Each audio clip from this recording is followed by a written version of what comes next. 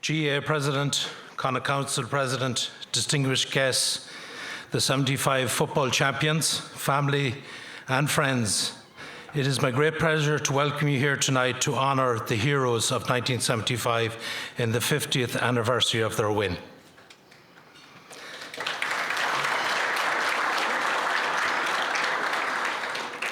I especially thank our President, Jarlath Burns, for attending these celebrations tonight.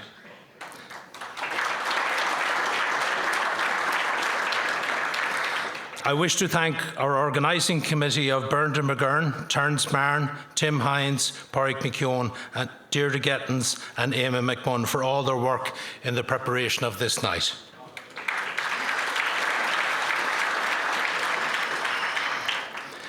Any team who plays together forms a friendship, but to win a championship together forms a special bond and forms on-field leadership. The 1975 group of players not alone inspired the next generation of players in Sligo, but they also led from the front in the development and coaching in facilities in both club and county. To this, we owe this group of players an expression of gratitude.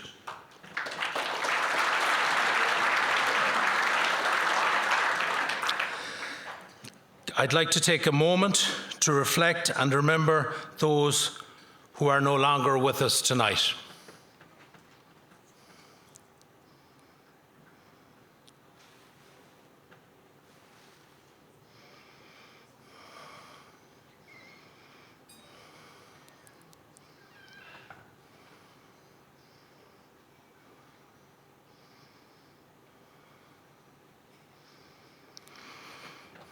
As we celebrate the 50th anniversary, I look forward to hearing the memories of the team, the mentors, the referee, the county reps, and the mascot in the company of Austin, Leo, and Jim.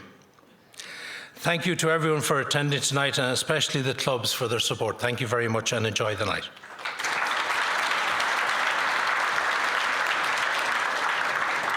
And going back to that 1975 Connacht campaign, it wasn't an easy win for Sligo by any means. They beat Galway in the semi-final and beat Mayo after a replay, which was a great achievement, and congratulations even 50 years later. So well done everyone there.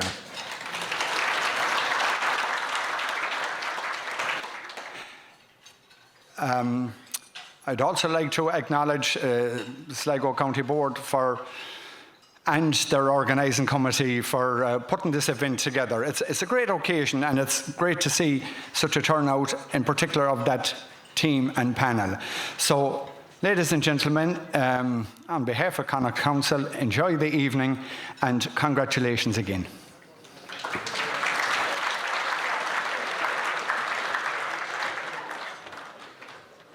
Thank you very much, Vincent. Now, the speaker, they say, needs no introduction, but I will call on Uachtaráin Cumann Lucascale, Jarlath Burns. Fermagad Pádraig, Caithfirleach Ciste Conacligig, Caithfirleach Ciste Connachta, agus Arch Dúrthór, John Prenty, Ciste Connachta, agus Ihe Specialte, agus Curtúrí. An Cédal Sís, Bhailam Mawihas Ochri a go live my yaller and Curru Hocht and Shahanacht. There and Droghur in your room, Van Kiela Suzanne, Abel the Vahalahar Marby, Rodeganella or Shul Eki and Ocht. Tres team live my yaller and Ober at the Curhis Shock, on Ihe Shah a Hurla Kiela, Agus Kugarges listen, Erin Intach Shin, Arin on Echt and Ejig Shachto Kuig. Agus nor Auracum Hart, Fecum Nadini, Arin on Echt Shin and Ejig Shachto Kuig. Fecum the Mara Kiela. A bhí an echa liv agus na clána agus na clubana, iad sin na daoine a hanig le chéile chun an bua sin a Hebrew. So I know that you haven't come to hear myself, you've come to hear the great stories of the people who did this wonderful event in 1975. But I was really looking forward to coming here tonight for a number of reasons. I remember 1975 really well. It was one of the hottest summers that we ever had in my life. And I remember my father coming in to the kitchen one day and saying Sligo was after winning the Connacht title. And down the road from where we lived, there was a fella called Patsy McAvoy, lived in Cregan, beside Crossmaglen, and he was very friendly with a young player called Joe Kiernan at the time. And we used to be talking to Joe, who had started playing for Armagh. And in 1976, only 4 or 5 years before that, Armagh were voted the worst 32nd team in Ireland. And I remember saying to Joe, "Are you going back with Armagh this year?" He says, "I am." And I says, "Why?" And he says, "Well, if Sligo can win a Connacht title, we can win an Ulster title." No, he didn't. No, that wasn't meant in any way to be disparaging, because we had all looked up to what Sligo had done, and we all wanted to do it in Armagh. And in 1977, Armagh did win the title. I remember talking to Joe after it, and he said, "Look, we kept Sligo in our minds the whole way through, that if Sligo can beat Galway and Mayo, we could beat Derry," because Derry were going for 3 in a row in 1977. And it was 25 years since Armagh had done it. And if you think about that 1977 team with Armagh that got to the All-Ireland final, that was the team that inspired me to want to play for Armagh. Joe Kiernan, Colin McKinstry, Jimmy Smith, Brian McAlin, and all those players became our heroes. And then we won it in 1999, and we hadn't won it since 1982. So my county, like your county, don't win Ulster titles every year. And that was the first time since 1982 we'd won it. I was very honoured to be captain of that team. And then a few years later we won the All-Ireland, and my son, Charlie Ogue, was inspired by that. So nothing happens in isolation. We see something happening here, and it makes something happen there, and something happens there. So you might just think that winning that Connacht title in 1975 was something that happened in isolation in your lives, and you went back into your own lives after it with your clubs and went on and just got your jobs and lived your lives on until now. But that had a ripple effect, because whenever that happens, it gives this thing called hope to other counties, that if they can do it, we can do it. And I know us winning the All-Ireland last year gave a lot of hope to other counties, that if Armagh could do it, we could do it, because there is this chasing pack of counties that if you feel, if they can win it, what do they have? And then it begs the question, what did you have in 1975 that you didn't have in other years? And there can be a number of answers to that, because I wasn't there, I don't know. The only people who know that answer are you people who are here tonight, and I hope that we get some of the answers.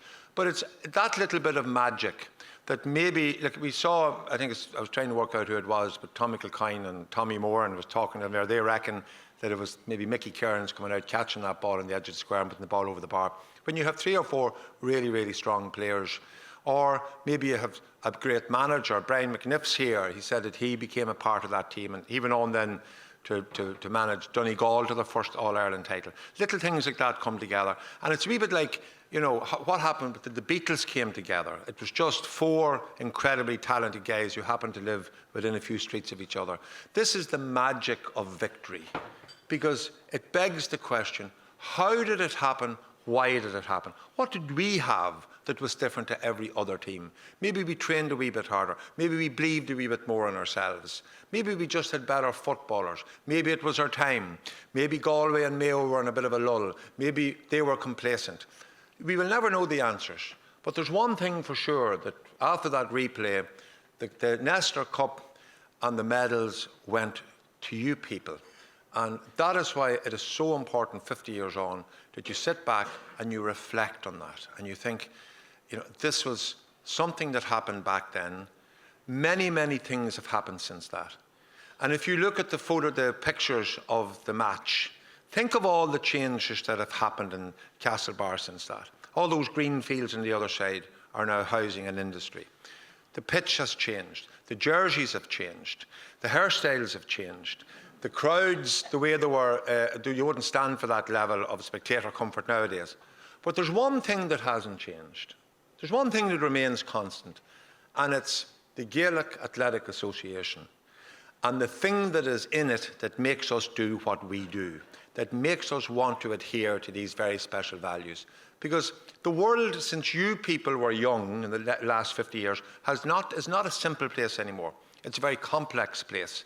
But the GAA is always there for us to keep us rooted to what is important. And that is our love of place, our love of our games, our love of our culture, and most importantly of all, our love of community.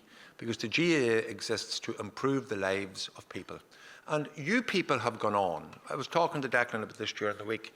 You people have gone on to improve the lives of people because you've all been heavily involved in your own clubs.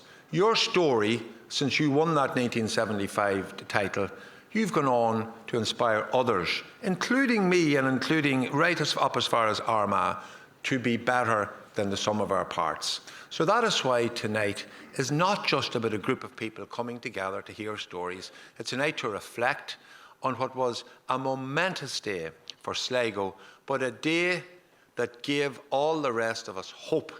And I can tell you, in 1975, where I lived, we needed hope, because it wasn't a very nice place to be at that time of our lives. So on behalf of myself, on behalf of the GAA, I want to thank you for winning that. I want to congratulate you for winning it, and never ever forget how big a thing that was that you did, not just for yourselves, not just for your families, but for the GAA as a whole. The GAA where we all belong. Gur Mahagav.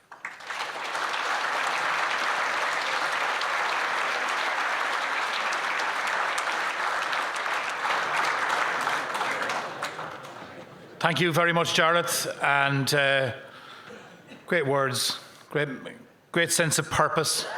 So we now go to maybe remember some of the characters within the community that brought that championship to Sligo and what it meant to them.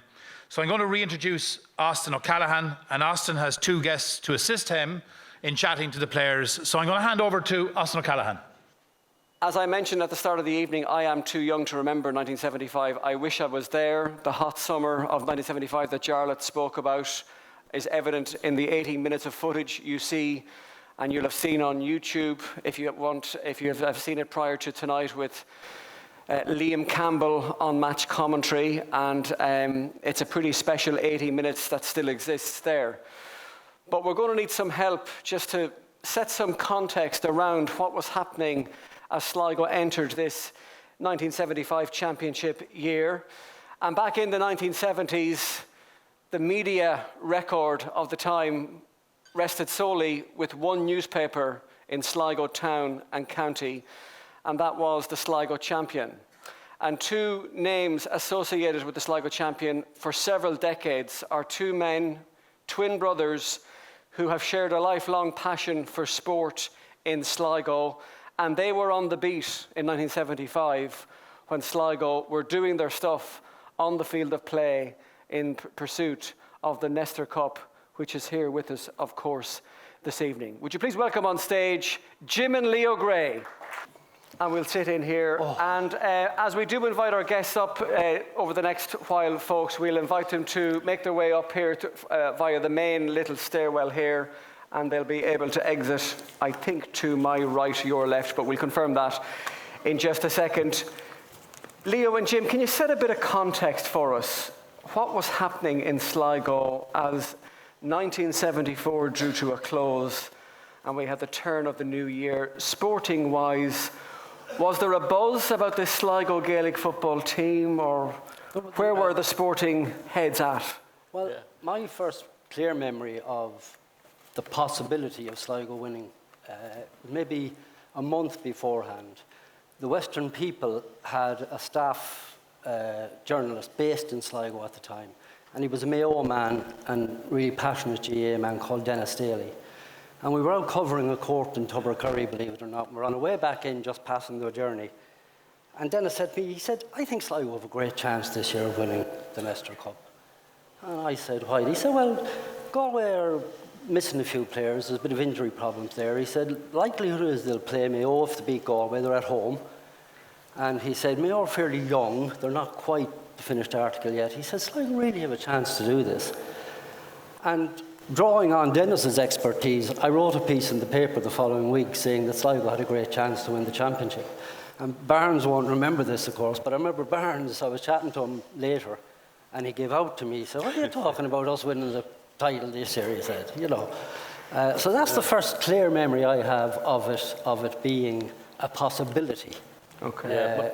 Even though it may have been considered a rare possibility. That's the first I have of it. My recollection, Hassan, is that there was for some reason, a bit of magic in the year in 1975. It could have been the long, hot summer that got to us, I don't know. But I think there was a general air of optimism about the Sligo team in 1975, even though they hadn't a great league campaign. But they had been in Croke Park in the previous year in a National League semi-final. And there was a bit of personality about the team. You know, you had the great Mickey Cairns, of course, Barnes Murphy, Johnny Stenson, John Brennan, just to name a few. It's probably a bit unfair to name a few. But there was that bit of personality about the team. And as the championship got closer, as Jim said, there was a growing feeling, Sligo could do something this year. Now, you know, I was only a very young lad at the time, but looking back on it, that's the recollection I have. And you can ask maybe some of the lads later on, did they feel that optimistic about it? But I think there was an air of kind of magic in the air. This could be a big year, you know. Galway were reigning champions, Connacht champions, and they'd also, I think, been beaten in the All-Ireland the previous year to Dublin narrowly. Yeah. So you'd wonder, where did this optimism come from? But definitely there was, yeah. You were both young reporters at the start of 1975, with the champion maybe less than a year, give or take, for certainly one of you. So back then, what was the access to these players like at the time? You know, nowadays you have to climb several obstacles to get access to sportsmen and women. In the modern era, and that's the nature of the way life has changed. For the Greys, for the Sligo champion, what was access to Sligo like? I suppose the important thing to remember in that context is that the champion was the only game in town in that sense. There was no local radio, there was no social media. The champion came out on a Thursday. It sold 13,500 copies every week. And the rule of thumb in the industry was that you multiplied your circulation by 4 to get your readership. So that was 54,000 readers of the champion. So there was huge interest in that particular summer, that campaign. And the access to the players, I know now seasoned reporters complain bitterly about how difficult it is to get talking to players. In those days, I remember one Tuesday before the match was on the Sunday, previous Tuesday night, the champion published on Thursday, so on the previous Tuesday night, myself and the late great Jimmy Eccles, photographer, just wandered up to Markfridge Park into a training session and chatted away to whoever we felt like, and Jimmy snapped away whichever picture he wanted. There was absolutely no hindrance whatsoever. Barnes Murphy was always at the end of a telephone if we needed him. And for young reporters, it was brilliant because all you had to do was ring the number, ask Barnes a question, and listen. He was the most accessible and friendly guy you could meet. And we wouldn't have known many of these people at all at that time. Yeah, and the county board officials as well, Austin. That's right. Tommy Kilcoyne and the late Paddy Clifford. Like, they were terrific. They were really so helpful. It's totally different, I suppose, to what it is now for various reasons. You know, the relationship between the press and the players in terms of accessibility is different now, obviously, than it was then. But, you know, it was a different world in terms of media and teams and players and accessibility. And I'm not saying there was a comradeship. You know, everybody realised there was a job to be done and you had to do it. But it was a different atmosphere. What about, guys, if you had to write a difficult story or maybe a slightly less glowing match report or article? Did that. No such thing. never happened. Thanks very much. Well, would word filter back from Sligo that somebody wasn't happy? No, funnily enough, not at all. That's what I'm saying. That particular group of players, and maybe it was the era that we were in, but you never got negative feedback. Now, it has happened as the years went on. We would often be told, what are you talking about? But no, not that particular team. And I actually went into the library during the week doing a bit of research and looking back on the match reports. And I was surprised myself at how bitter I was at some of the times. Like, some of the lads got really unwarranted stick, I would say, now looking back on it. But you never heard a word of complaint about them. And it's great now when you meet them, particularly like, I'd be friendly enough with Barnes Murphy or John Brennan or even Matty Brennan when I met him tonight. Such a welcome.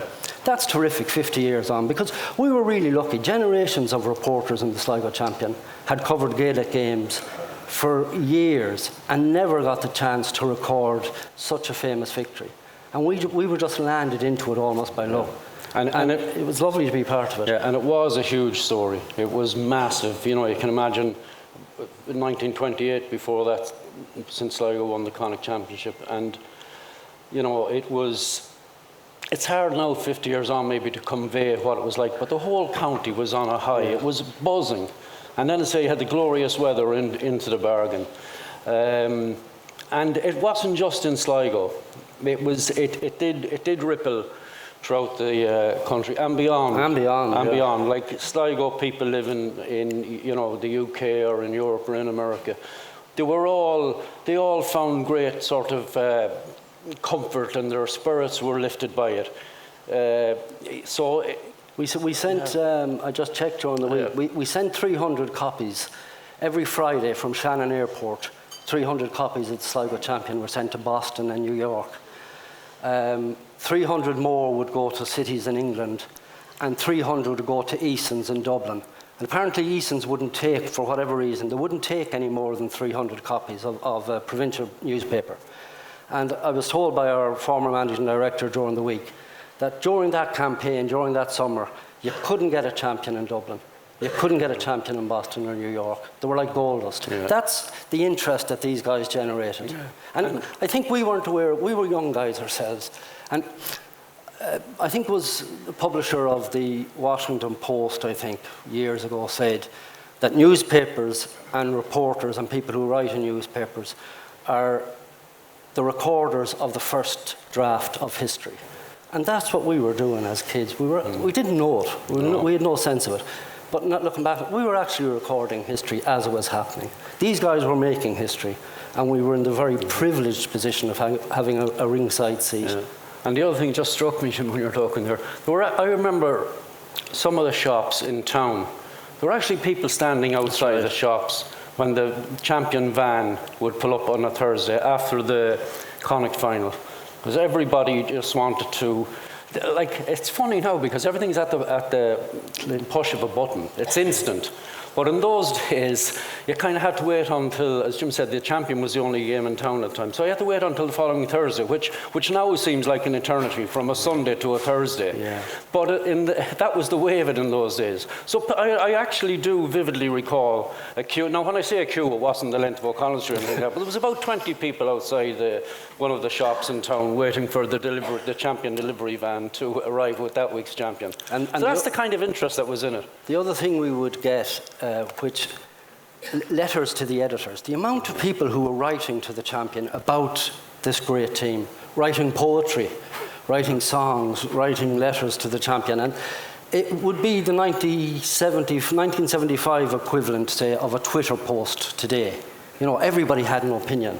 And the amount of letters and feedback that we used to get about the campaign. Yeah. And some of the letter writers would want to pick the team. Yeah. You know, why is such and such playing? And, you know, a better suggestion would be to play such and such at corner forward or in midfield or whatever. And it was grand. It was great because it all added to the buzz, you know. It was the exchange of opinion, as I said, that you now get on platforms like Twitter. Yeah. But sorry, Austin, I won't just jump on about the letters and people writing poetry. Now, there was actually a record brought out in 1975 about the great Sligo team. It was called Sligo the Champions, and it was recorded by a band called Frank Gill and the New Blues. I don't know, does anybody here remember? We all remember Frank Gill and the New Blues. But actually, they were a forerunner or a spin-off from a very big show band in the day, and show bands were the big thing in the day, called the Royal Blues, and their big hit was, everyone will remember this song, Old Man Trouble.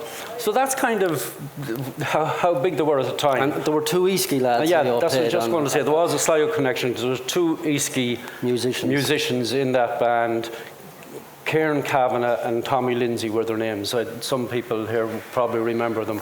We have an Easky table here tonight, yeah. I'm pretty sure. They might give us a rendition later on. The Sligo 75 team were honoured in song. Yeah. Eddie Masterson. Eddie Masterson, again, who a lot of people will know from Tubbercurry. He wrote the lyrics to the song, yeah. It was a 45 single. Sligo the champions, it was called Check Your Attics at Home. If you have that, it's a valuable, valuable piece of music lyrics. The Greys are going to stay with us here on stage for the next while we talk to some of the heroes, but I think they've warmed us up quite nicely for 75. Ladies and gentlemen, Jim and Leo Gray. Thank you. Thank you very much, lads. And to maybe roll the ball forward a little bit, his name has been mentioned quite a few times already this evening. Probably the antithesis to the modern day football manager, football captain. Can you put your hands together, please, for Barnes Murphy? So, Barnes, if you could join us here on the stage, please. And I'd like also to call up two other people who are instrumental in supporting Barnes in the management and coordination of the Sligo effort at that time. Brian McAniff. So you join us here, Brian. And a man who's very well known to all of us in Sligo GA for his many, many years of great service as the Secretary of Sligo GA, Mr. Tommy Kilcoyne. And there's a microphone on each of your seats, so you can hold that like you're having an ice cream outside Mammy Johnston's at the Cannon in Strandhill, or on the Tullen Strand in Bundoran, Brian, as the case may be. Barnes Murphy, you were the team captain in 1975. You were a player. You were the manager. You were a selector. Was there anything you didn't do with this Sligo team? Well, Austin, I don't think I had much to do now with the selection, but because we had some great men there. Lord Mercy and John Clifford was here, Paddy Clifford, great friend of mine, Warwick Lang, and I did my best to get Lukey here tonight, but he didn't come. But I kind of took over the team because there was really no other body around about, and that particular year I happened to be selected for the All-Stars team the year before. So we visited a few cities in America. And when you go to a place like that and you meet all these great footballers, as I thought, I kind of found out that I was as good as any of them. And I came back from that trip to America with a completely different attitude to Sligo. And I knew, with all the players that we had here, and there are loads of them here tonight, that we were just as good as the players we had, the Tom Colliers and John Brannan, Matty Brannan, Paddy Henry, and of course we had the great Mickey Kearns. Like, I nearly broke his two arms to get him to play with us that year, but he did play, and as good as ever. And we had a great team, and I could see that we had a great team. And once we got started training, I was doing most of the training. We had got James Tiernan up to help us with the training. And of course I brought this great man from Bundoran up, came up willingly to help us out. And we took it from there. Now another thing, when we were travelling through America, the Lord of Mercy and Willie Joyce, Johnny Tobin was there, Johnny Hughes, and they said to me, "Oh, you'll play well for 50 minutes, but we'll beat you in the last 10 minutes. And I was thinking about it, and I said, well, you know, they do beat us in the last 10 minutes. They beat us several times, but they didn't beat us in the park that day in the last 10 minutes. Well done. Indeed. Brian McAniff, there may be younger audience members here tonight who may not have realised that you had an involvement with this Sligo 1975 team. They might be wondering, what's a Donegal man doing on the stage tonight? You're down as managerial advisor. So where did you come in on this story? Well, I was approached by Barnes Murphy here. Barnes and I go back a long time. In fact, his brother Christy played with ourselves in Bundoran and kept doing a Donegal Senior Championship in 1979. So our connection goes back for a period of time. I had been a player manager in Donegal, so that was somewhat of a help. Although it is very, very difficult to be a player and a manager both. And it was a great opportunity because at that stage I had been involved with Donegal in 72, 74 when we won our first and second Ulster Championship. And in '74, I got sacked in Donegal. I was always been sacked by Donegal, but however, it gave me an opportunity to express myself by going into Sligo.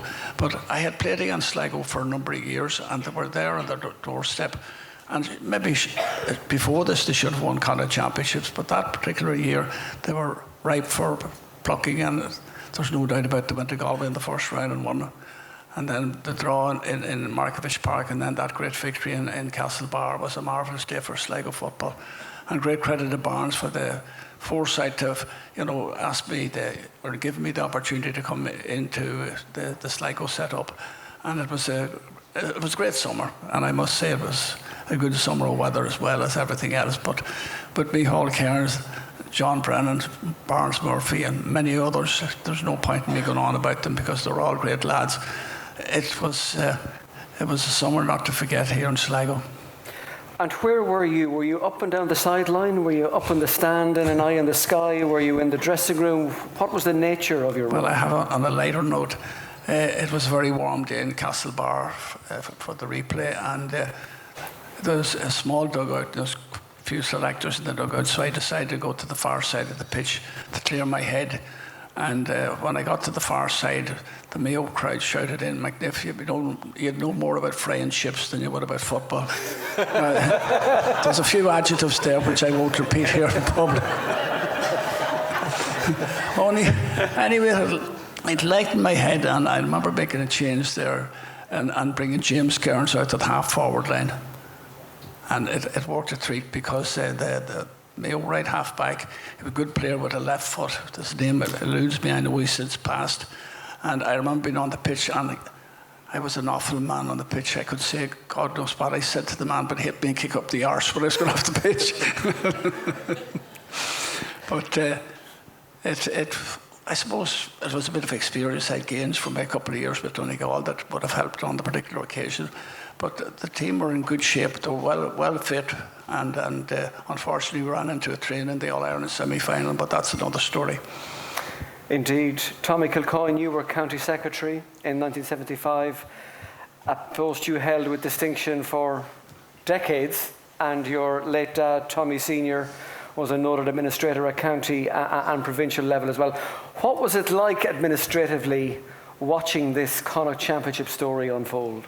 Well, it was just fantastic. There was magic in the air that year, there's no doubt about it. But all credit goes to this group of players, the players in 1975.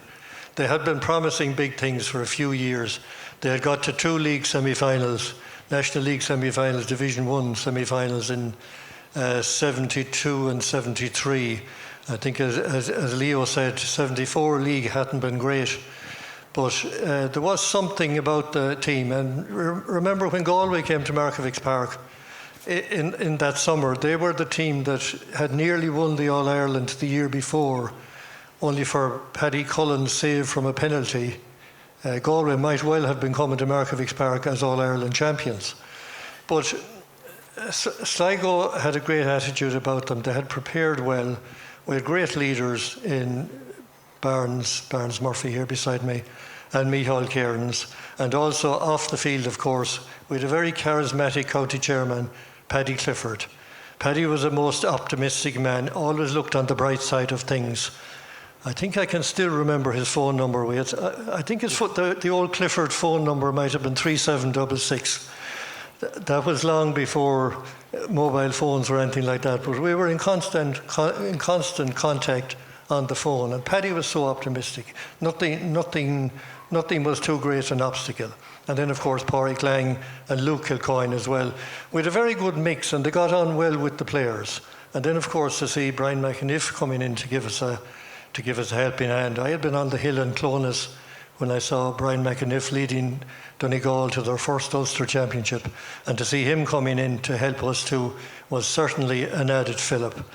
And of course, when we beat Galway then, we had the logistics of getting Markievicz Park ready for a Connacht final, and everybody wanted to go to that Connacht final.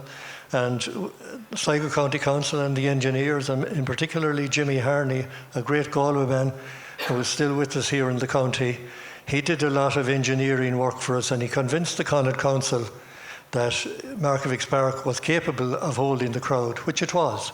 And it did a very, very good job on the day. Now, we should have won it the first day. That's my opinion looking back on it.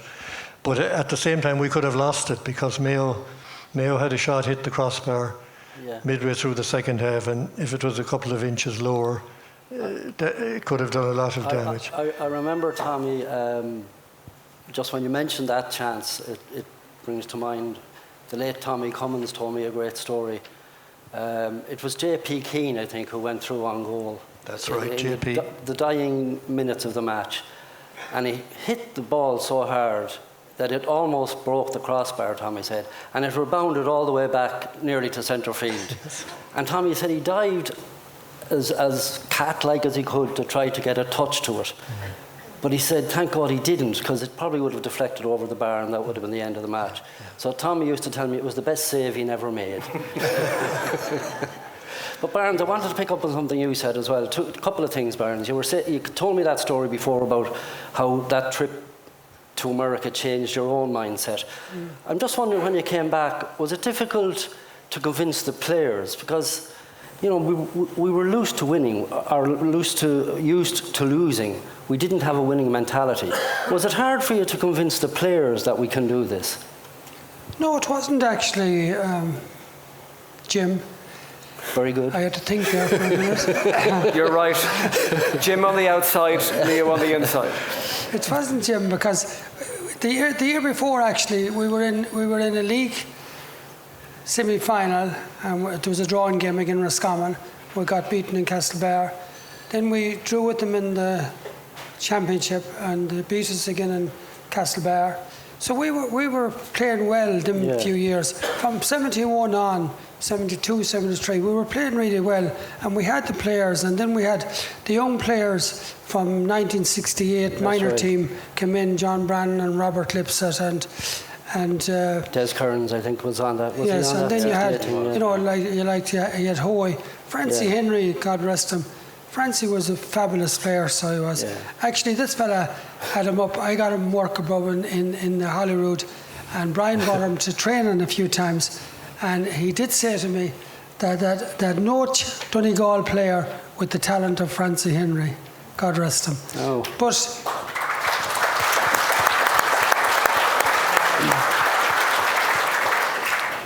But no, we all got stuck into it, and once we beat Galway, we always loved playing Mayo, even though Vincent Nari is here tonight. And the first football I ever played was with Bunny Conlon for 2 years before anyone in Sligo knew I could play football. Well done. So, and of course, like, I was a great supporter of Mayo and still am. But I love beating them. Well, Barnes. Tommy, you were county secretary at the time, Tommy, so the letters, and there was no emails at the time, telegrams and all that would have come into you. What was the response like in terms of the goodwill that has spread throughout the county and throughout the country and beyond?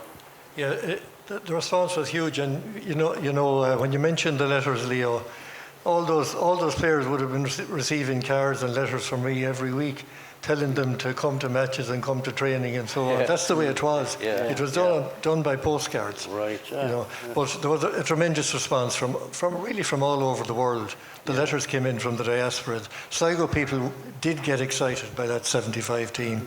That's why, as our Uachtaráin Jarlath said, like, those people here, those fine gentlemen of that team that are here tonight and the ones who aren't here, they achieved an awful lot for the county.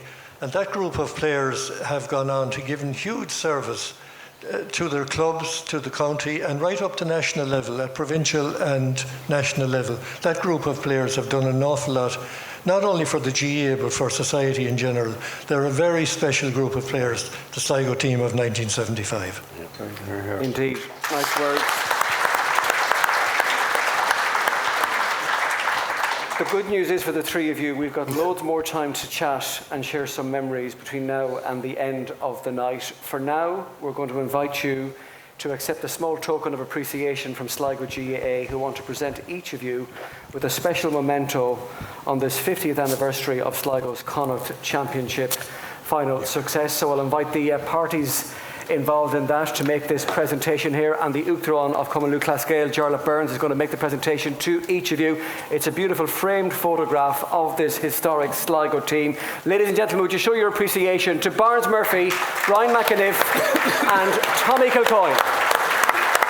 Gents, thank you for being here this evening. John Murphy, you were the sub goalkeeper? Yeah, one of them, yeah. One of them. And we think of the late Tommy Cummins tonight, of course, who sadly parted from us in recent weeks, but we're delighted to have his family members here as well.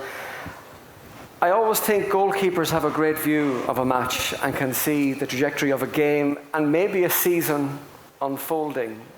As a goalkeeper, did you get that sense in '75? Not really. I was just so delighted to be there that I was taken on a wave of excitement. So I didn't say. I just knew the panel. So I was so delighted to be there. That's probably all that mattered to me. And to win a Connacht title was special. And kind of when you're that young, you think it's going to happen every year. It just didn't pan out that way, but that's what I thought at the time. Yeah.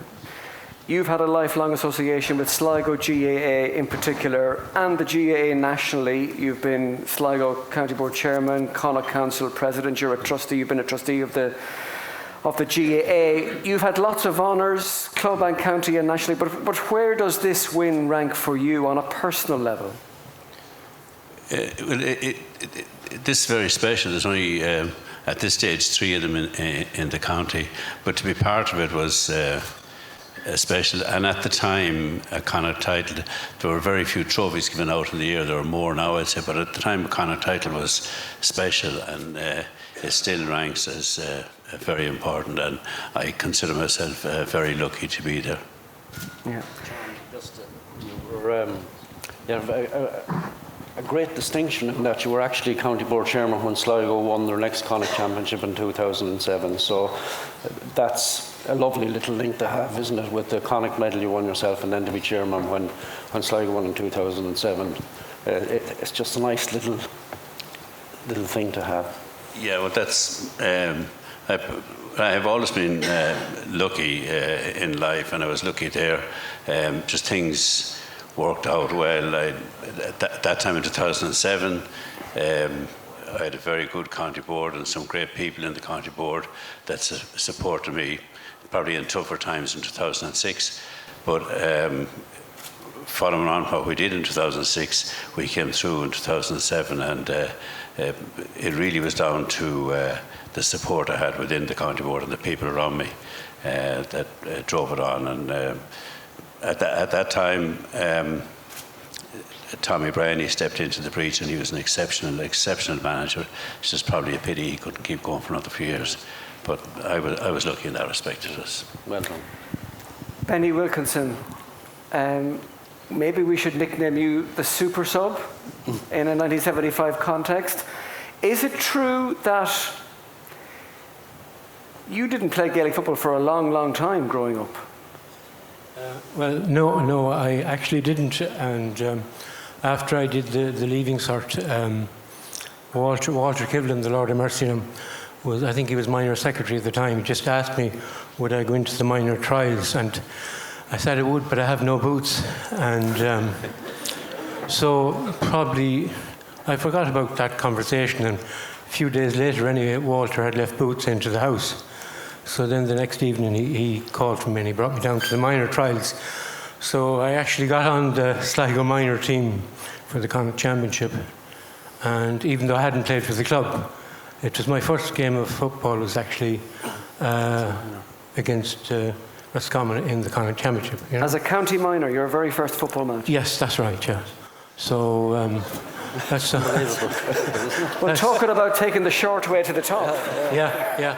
Well, I had been to Nathies, and I was in the same class as Paddy Henry and Donald Brennan and John O'Mahony and Connie Moynihan, the Mayo player, and I played a bit of basketball probably first and second year in the 80s, you know, and my only sport previous to that was a bit of cricket in Surrey, and so Very wrong. I didn't play for Surrey, I played in Surrey, so I must.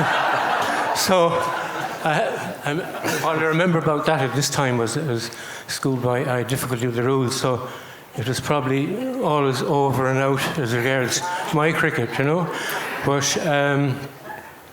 so I came what I call home to Ireland in the early 60s, and I brought the cricket bat and the stumps, but it didn't have a lot of street cred around Knocknashee.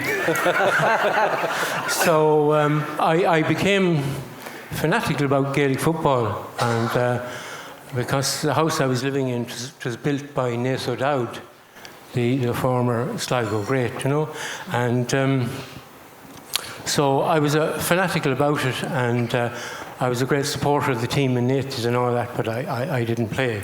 So I ended up in a very privileged position, and you know, you think of all the great Sligo players that went before that didn't get to play even in a Connacht final, never mind win a Connacht medal.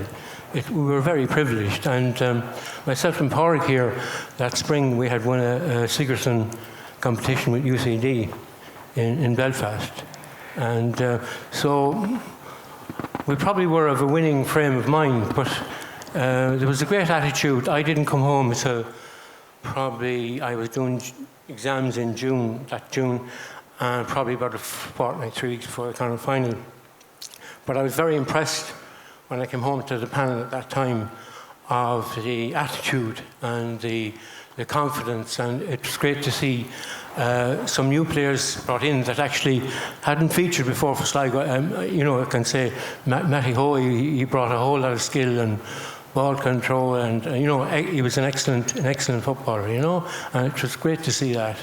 Just briefly, Sligo didn't make too many substitutions at all during 1975, but you came on, I think, for all 3 games. The semi-final win over Galway, in the drawn final, and the replay. Were you the fire engine to turn things around? Well, I was doing exams. I didn't come home for the Galway match. Okay. I came on the drawn Connacht final and the winning Connacht final, and then again in Croke Park, you know. It was good to be taking part, but I can't say what I did. Like, I don't really remember too much. And well, Benny, I was in the library during the week, as I said earlier, looking back on the match reports, and you actually came on in the first game, I think, for Johnny Stenson, the late Johnny Stenson. I think so, and I think he came on for McLaughlin in the second game. But certainly in the first game, according to the reports of the match at that time, you actually did make a huge difference when you came on. Have you any memory of that dynamic at the time? I have a small bit of, I suppose my game at the time was all about making scores. I didn't shoot. That was I tried to do that. And I remember combining with the late, great Frank Henry for Frank to get a point, you know? Yeah. And that was one thing that stands out in my mind. But Jarrett Byrne mentioned about hairstyles, and Lord Mercy on Frank Henry and Johnny Stenson and myself, we all had similar hairstyles, long hair down on our shoulders, and when looked at from behind, it caused confusion for Michael O'Hare on a couple of occasions, you know. And but hairstyles have changed since, all right, for all of us. Yeah. For all of us. Yeah. The Led Zeppelin hairstyles of 75. Just before we finish, Pádraig or Robert, listening to these stories, what sort of memories are coming flooding back for you on a night like this? Well, as Benny said, we had come from college, joined up in June, and it was impressive, the attitude in the training sessions, and the commitment and the effort being put in, and the thinking put behind it. And like John said, it's a real privilege to be involved, and something you never forget. Sure. Robert? Yeah, it was a huge privilege to be involved. I suppose what I can recall very clearly was that sense of we can achieve something here. There was a new mood around the place. I suppose I'd been on a minor team in 72 and been looking up to a lot of those guys that I joined the panel with in 75. And I could clearly see there was a new determination there, a new drive, a new commitment. And certainly I feel that bringing Brian McNiff on board was a huge positive because he brought a lot of clear tactical thinking. And he touched on it himself in terms of that move that he made to counteract. I think it was Gerard Feeney was the Mayo wing back at the time.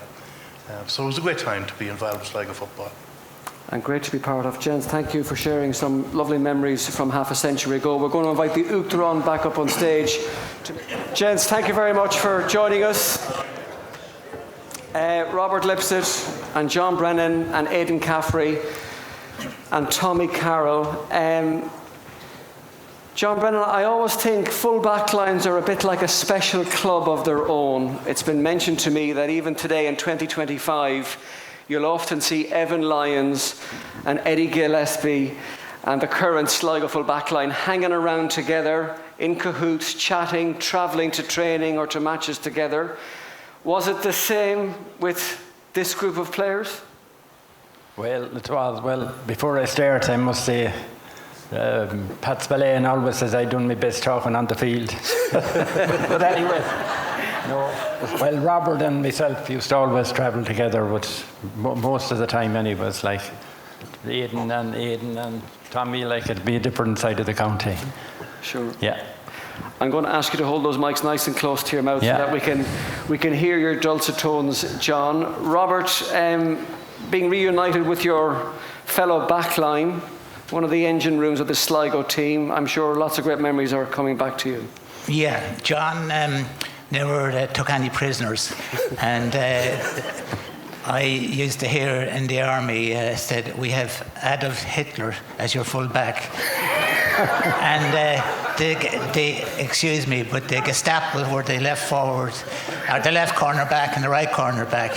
And we didn't take any prisoners. But that time you could nearly kill somebody and you wouldn't be sent off. And Pat Spillane, I think he still has a few marks on his back. And I wanted to bring something clear tonight.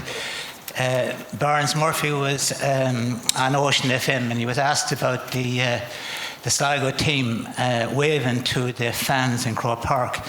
This was Pat Spillane that said it, and I want to tell Burns that Tommy Cummins was behind me and we were passing by the Cusack stand in the All-Ireland semi-final, and there was a crowd of Dramar supporters waving at us, and the next thing Tommy Cummins said, for fuck's sake, Robert, will you give that a few waves to this? To Pat.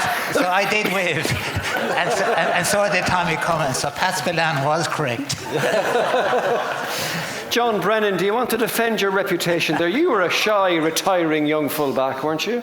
I was, yeah. Well, Pat Spillane always said that anyways. Like, but no, just my abiding memory, and like as Gerald said there about what inspired to me, like we lost a Connacht final in '71 to Galway in a replay, like. And we lost in 72, I think, it was 72 or 73 to Roscommon in a replay after drawing with them in the league semi-final. And we went on and came to 75, and I spent the last 3 or 4 minutes, I think, on the sideline. I got a belt in the knee that time and in the funny bone. And I remember crying on the sideline when Mayo equalised it. Like, I thought, here goes again. Like, but that inspired, between that and the replay, like, it inspired me. We're not going to lose this bloody game again, so we're not going to walk away from it again, like, without winning it. Like, that's really what inspired me.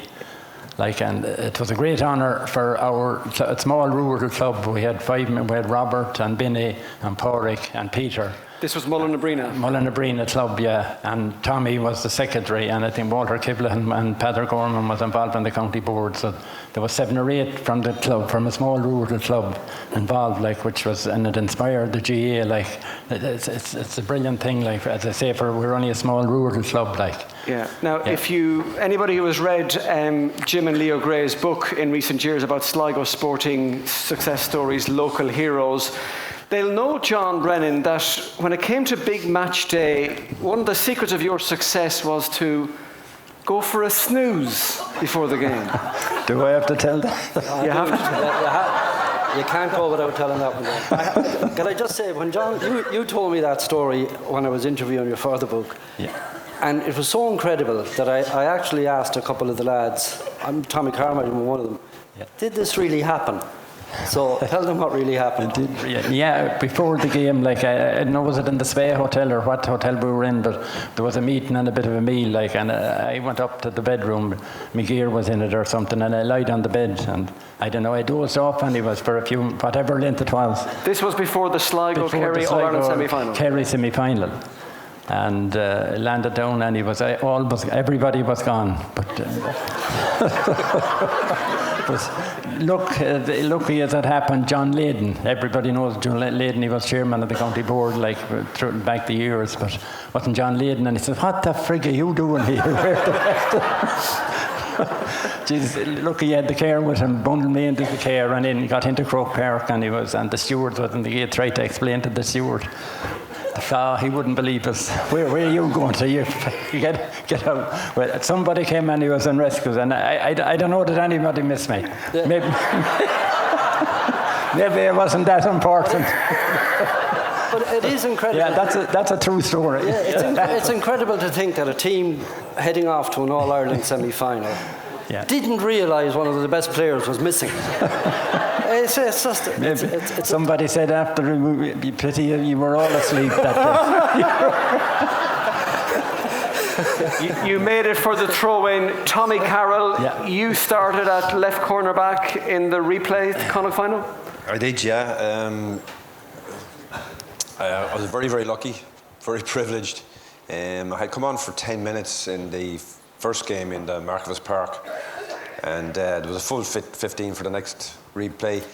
So the team was picked, but about a half an hour before throw-in, basically Pádraig Lang tipped me on the shoulder, and a selector, God rest Pádraig, and he said, "Are you fit to play today?" And I said, "What am I doing here?" He said, "Hold on." He said, "Are you fit to play?" "Of course I am." He says, "You're in." He says, "Aidan can't make it. He's been ill for all week, you know." So I was privileged and honoured, and I lasted the full 60 minutes. So I have a Connacht senior medal, which is not bad. I had a 6-year career with the county team.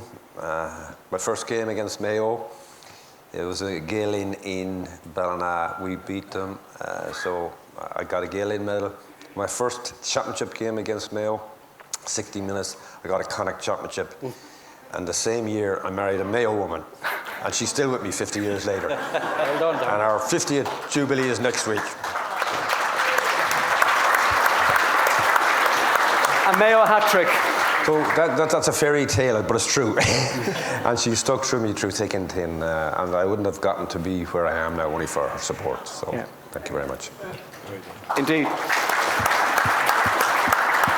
The Uachtaráin in his remarks earlier this evening, Tommy, asked, what brought this win about? How did it happen? Why did it happen with this team? Why do you think it happened? Well, I played minor in 1969, and after that I went to college in Galway, and I went away to America each summer or to London, but I kept in touch. I knew there was a great team in '71, 3 games against Galway in Castlebar.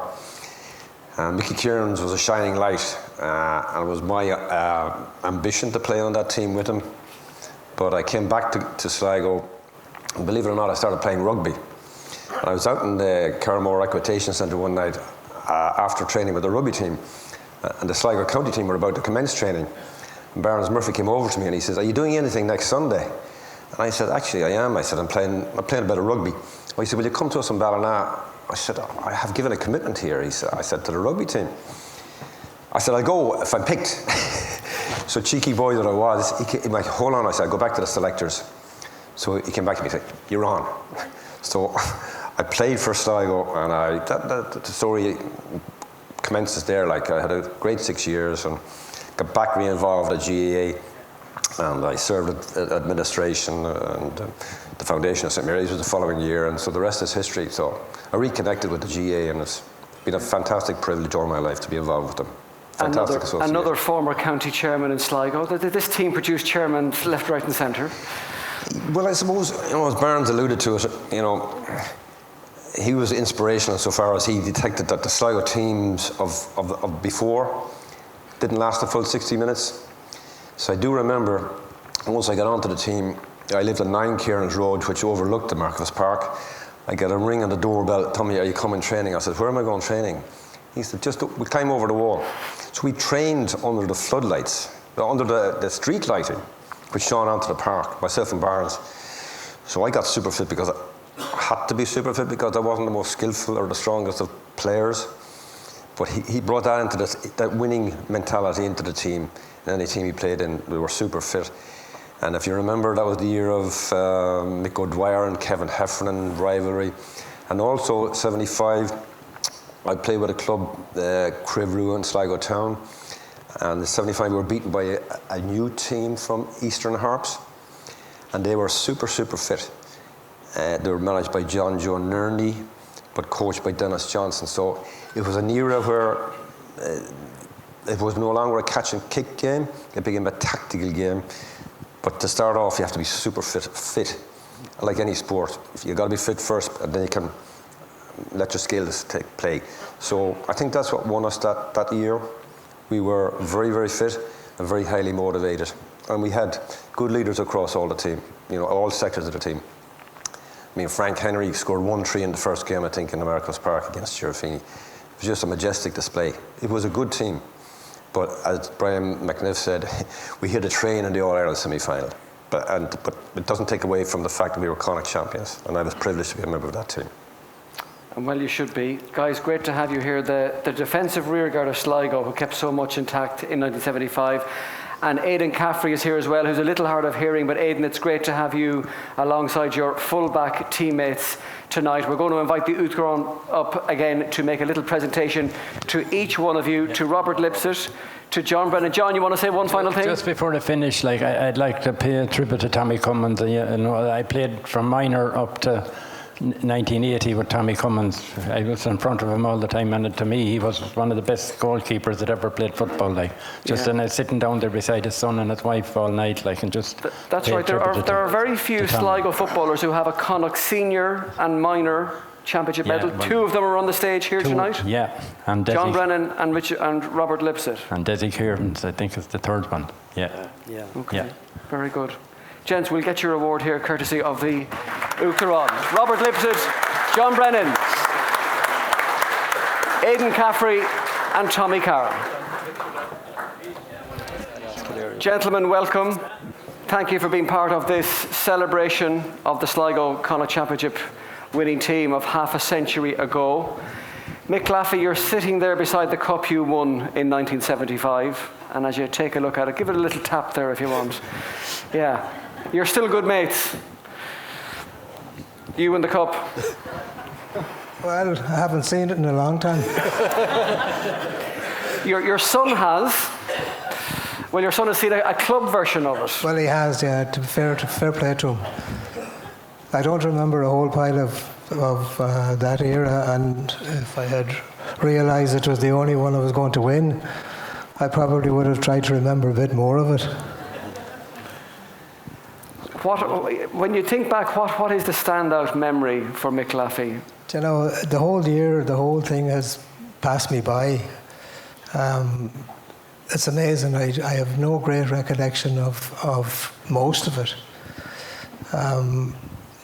Probably one of the funny things was I looked at the photograph there of us getting ready in Markovich Park to get on the back of the truck to go down to the town hall.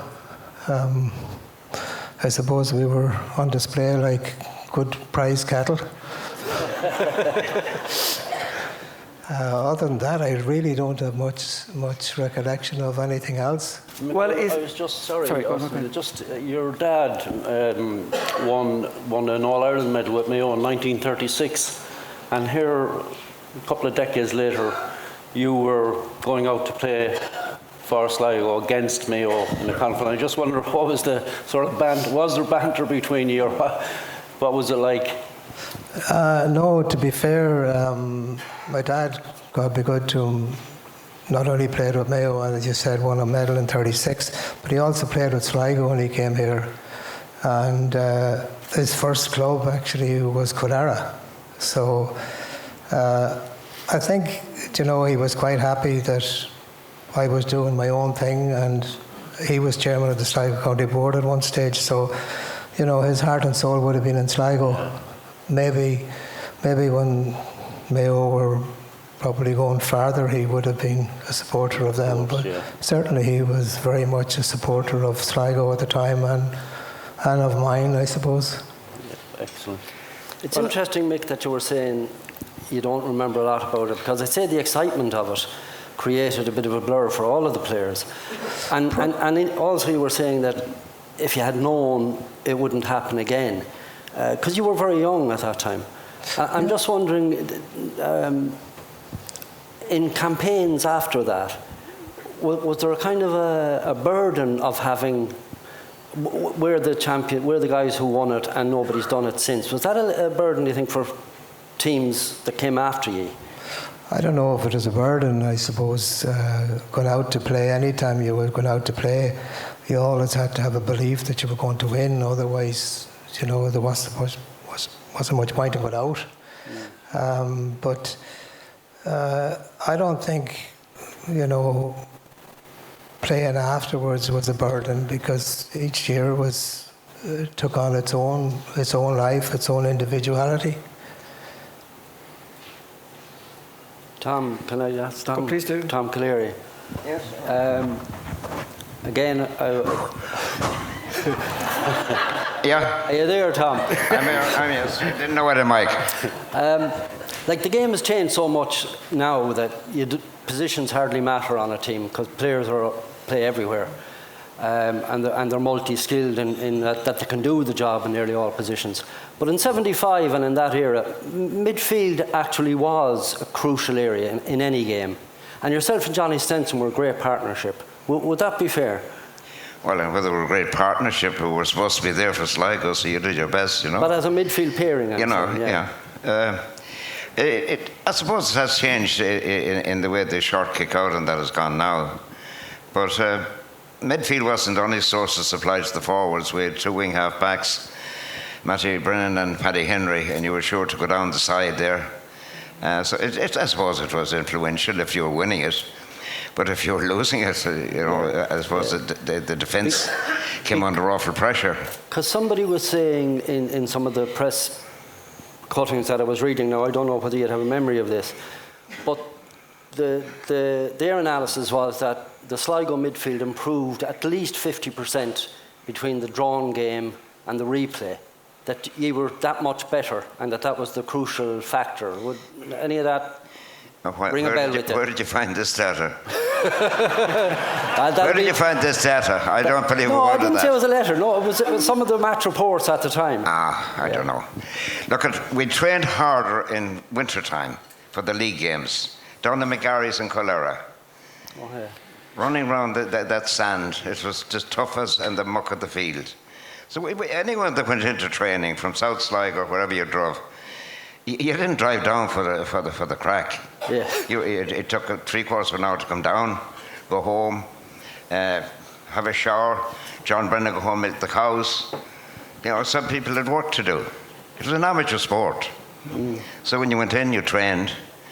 And if you didn't turn up, somebody told you in the summertime when God rest them, the trainer of Sligo Rovers and ourselves, Jimmy will keep you going, running beside you, and he said, come on, get up. In the city language, he had a few words always to say to us. He was most encouraging. Yeah. And he was most encouraging to us and kind. He was a most likely gentleman. But we're talking about 75. I think the best Sligo team was 71. Yeah. Much younger team, much better team. Only we were unlucky in the replay with Galway. Beaten by a point, I think. Beaten by a point, and I know the president of the GA is here tonight, and Vinnie Neary, a friend of mine, from old chairman of the Connacht Council. But the referee beat us against Galway. No way. No way did John Brennan give away a 6 frees marking the tall fella from Galway. He was accused of holding him down every time. Could the Connacht Council president please check his practice card? Check the data. I would, and that's certainly true. you say ball goes over the sideline. Referees at that time, I think, we had a few of them in Connacht. If Kieran scored a point at the other end, you could be sure, be careful, they get a tap over somewhere when they come down our end. We're now getting a flavour of the Kerry and Sligo personality at midfield, the late great Johnny Stenson, ably assisted by Tom Cleary. That was a lovely club partnership to have, Tom. Well, Johnny was a young kid, and as I said, Benny Wilkinson, Frank Henry and himself, the mullet hairstyle or whatever it was, nobody knew them from behind. But Johnny was a gifted lad. Lackadaisical he was thought to be. And in fact, one time for a particular game, he was accused in Charlestown of drinking alcohol at 11:30 in the day after the 10:30 Mass. because he was seen going in to Carl Henry's Hotel to play darts and get the paper. This 75 we did well. We were very lucky. John B. Kane's kick hit the crossbar and didn't break late Tommy Cummins' fingers. We were very lucky in Sligo. And we got lucky in Castlebar that Desi Kearns got that punch goal again. He saved us against Galway, Desi did. He punched the goal against Galway. That got us going, beating Galway in the park, as we call it. Every team needs a little bit of luck, Tom. Even David Clifford needs a bit of luck from time to time. Who? David Clifford of Kerry. Oh yeah, thank you. You're extracting the urine now. Thank you. Tom Cleary, there is only one. Can I stay in South Sligo for just one small question for Matty Brennan, if he doesn't mind, because every county has their stars and their prodigies, whether it's Micheál Cairns in Sligo, Packy McGarty in Leitrim, Michael Murphy in Donegal, as the case may be. But in Tourlestrane, a famous South Sligo club, there was a young footballer in his teenage years who played not once, not twice, not 3 times, but 4 times county minor football for Sligo. And that was you, Matty Brennan. Were you a bit of a child star in South Sligo? I don't know, but I think... Pull up the mic. I don't know, but I think it took me a long time to progress. I think the minor football, I was involved with... I went to the vocational school in Tubbercurry, and Colin Malarkey was the manager, and I think I had first access to the team at that stage. But like in progressing to the senior county team, like I played centre back for the Sligo Miners for 3 years, and I ended up as corner forward then in 68 on the senior team. And Jesus, I could be close to the goals, but I was afraid to take a shot. So eventually I got back to a position where I was comfortable, yeah.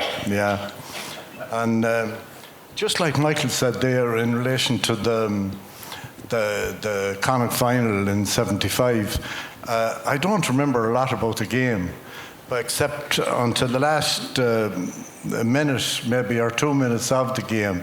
I remember a Mayo forward had the ball, and the abiding memory I have of it was Paddy Henry was close to me, and all I could think of is, geez, we can't foul this fella or they'll get the equalising point. And I think in 75, I mean, Tom alluded to the early 70s when maybe we should have won a Connacht title in that stage. And maybe at that, we had like Mickey Cairns was and Barnes, we were all good at that time. But my memory of the 75 team is the bond that Barnes created among the team. And I think we all felt that we had to really support each other. And I think that at the end of the day, Barnes' management was a huge factor in winning the Connacht title.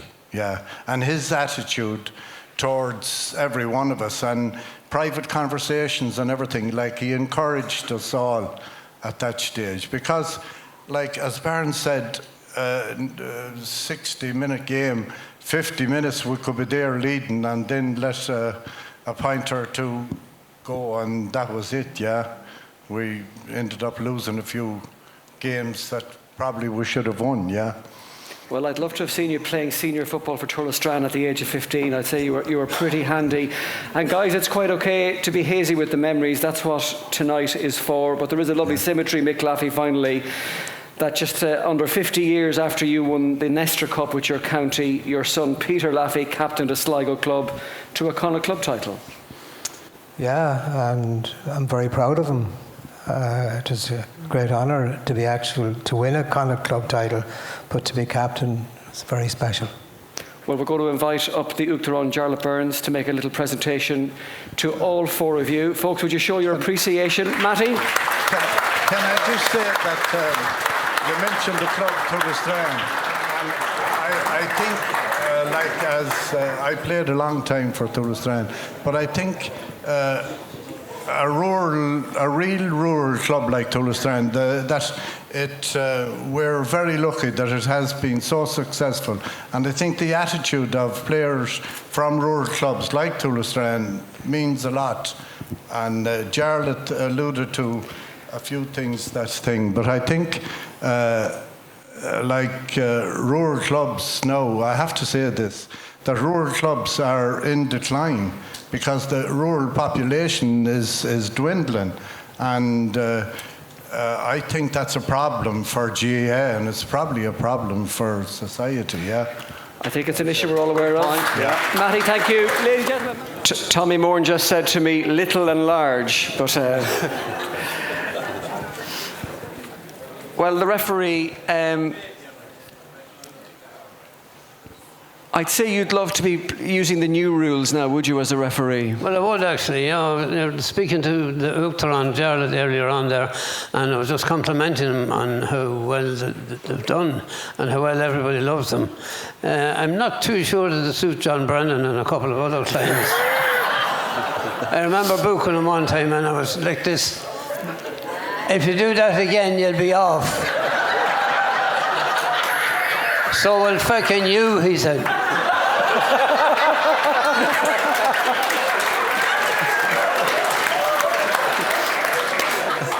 Tell me, Tommy Moore,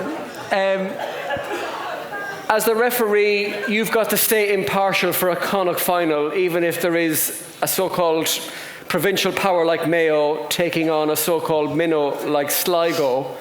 Was there an incy-bincy wit of you hoping that Sligo would pull it off in 75? Of course I wanted Sligo to win. But that doesn't mean that I'd be given any decisions, against them. I remember refereeing a college final. It was Father Cremen's team, Moat, were playing a team from Claremorris. It was in Hyde Park, and the Claremorris team were winning the whole way through, right up until it was about a minute to go, and the full-back picked the ball in the square. And I was hoping that they would win it because they hadn't won it before, and Moat was after winning a few times.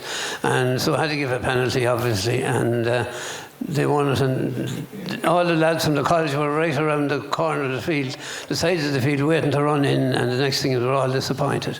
So you have to make tough decisions at times, and it's all part of the game. Tommy, I said it to you earlier in the night, I was chatting to you, and I reminded you that you actually disallowed a Mayo goal late in that replay, and you said you didn't remember it. I don't, but I'm glad I did.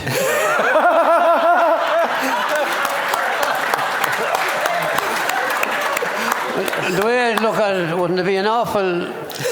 well, you wouldn't be here tonight. Wouldn't it be an awful mistake if players like Mickey Cairns would play their whole career and not win a Connacht title? Because Packy McGarty played in 4 decades with Leitrim, and he never won any kind of a medal with Leitrim. He won club medals with Clondalkin and Dublin, and he won a Leitrim championship in New York with the Leitrim team.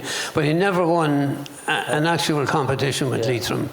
And Mickey Cairns and a whole lot of other players there, they deserved medals. And it sounds now as if I'm making excuses for Sligo winning, but I know it didn't influence me at all. If you have to make a hard decision, that's it. Yeah, very good. It's like the Uachtaráin, he's, I'm sure people think he's having a great time and all, but, there are times when he has to make very hard decisions as well. And it doesn't mean that he holds anything against it, And it's unusual to see Barnes being the team manager, because I remember back in the club in Ballinamore, there was never a team manager until the 60s or so. And they got this guy in, and he was supposed to be a great motivator anyway. And he came in to give a talk, and he says, when you get out on that field, he says, I want you to remember 2 words. Surely the Jesus just can't remember 2 words. 2 words. And he was going on and on and on. And somebody said to him, what are the 2 words? Attack, he said.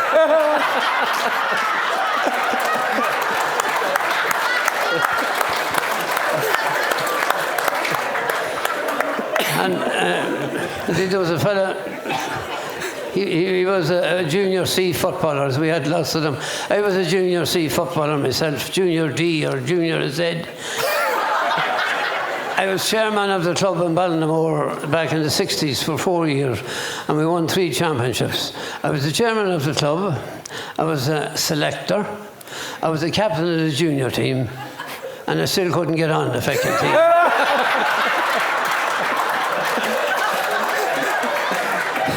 So I suppose maybe refereeing was, if you're not a player, it's the next best thing to be involved. I enjoyed refereeing. I made, I suppose, lots of mistakes, but I've seen other referees make mistakes as well. But I've enjoyed every bit of it. And I'd just like to join with everybody tonight in congratulating the Sligo team. And I just want to thank the Sligo County Board for inviting me after 50 years. I thought I'd be forgotten about. No. And I was just thinking,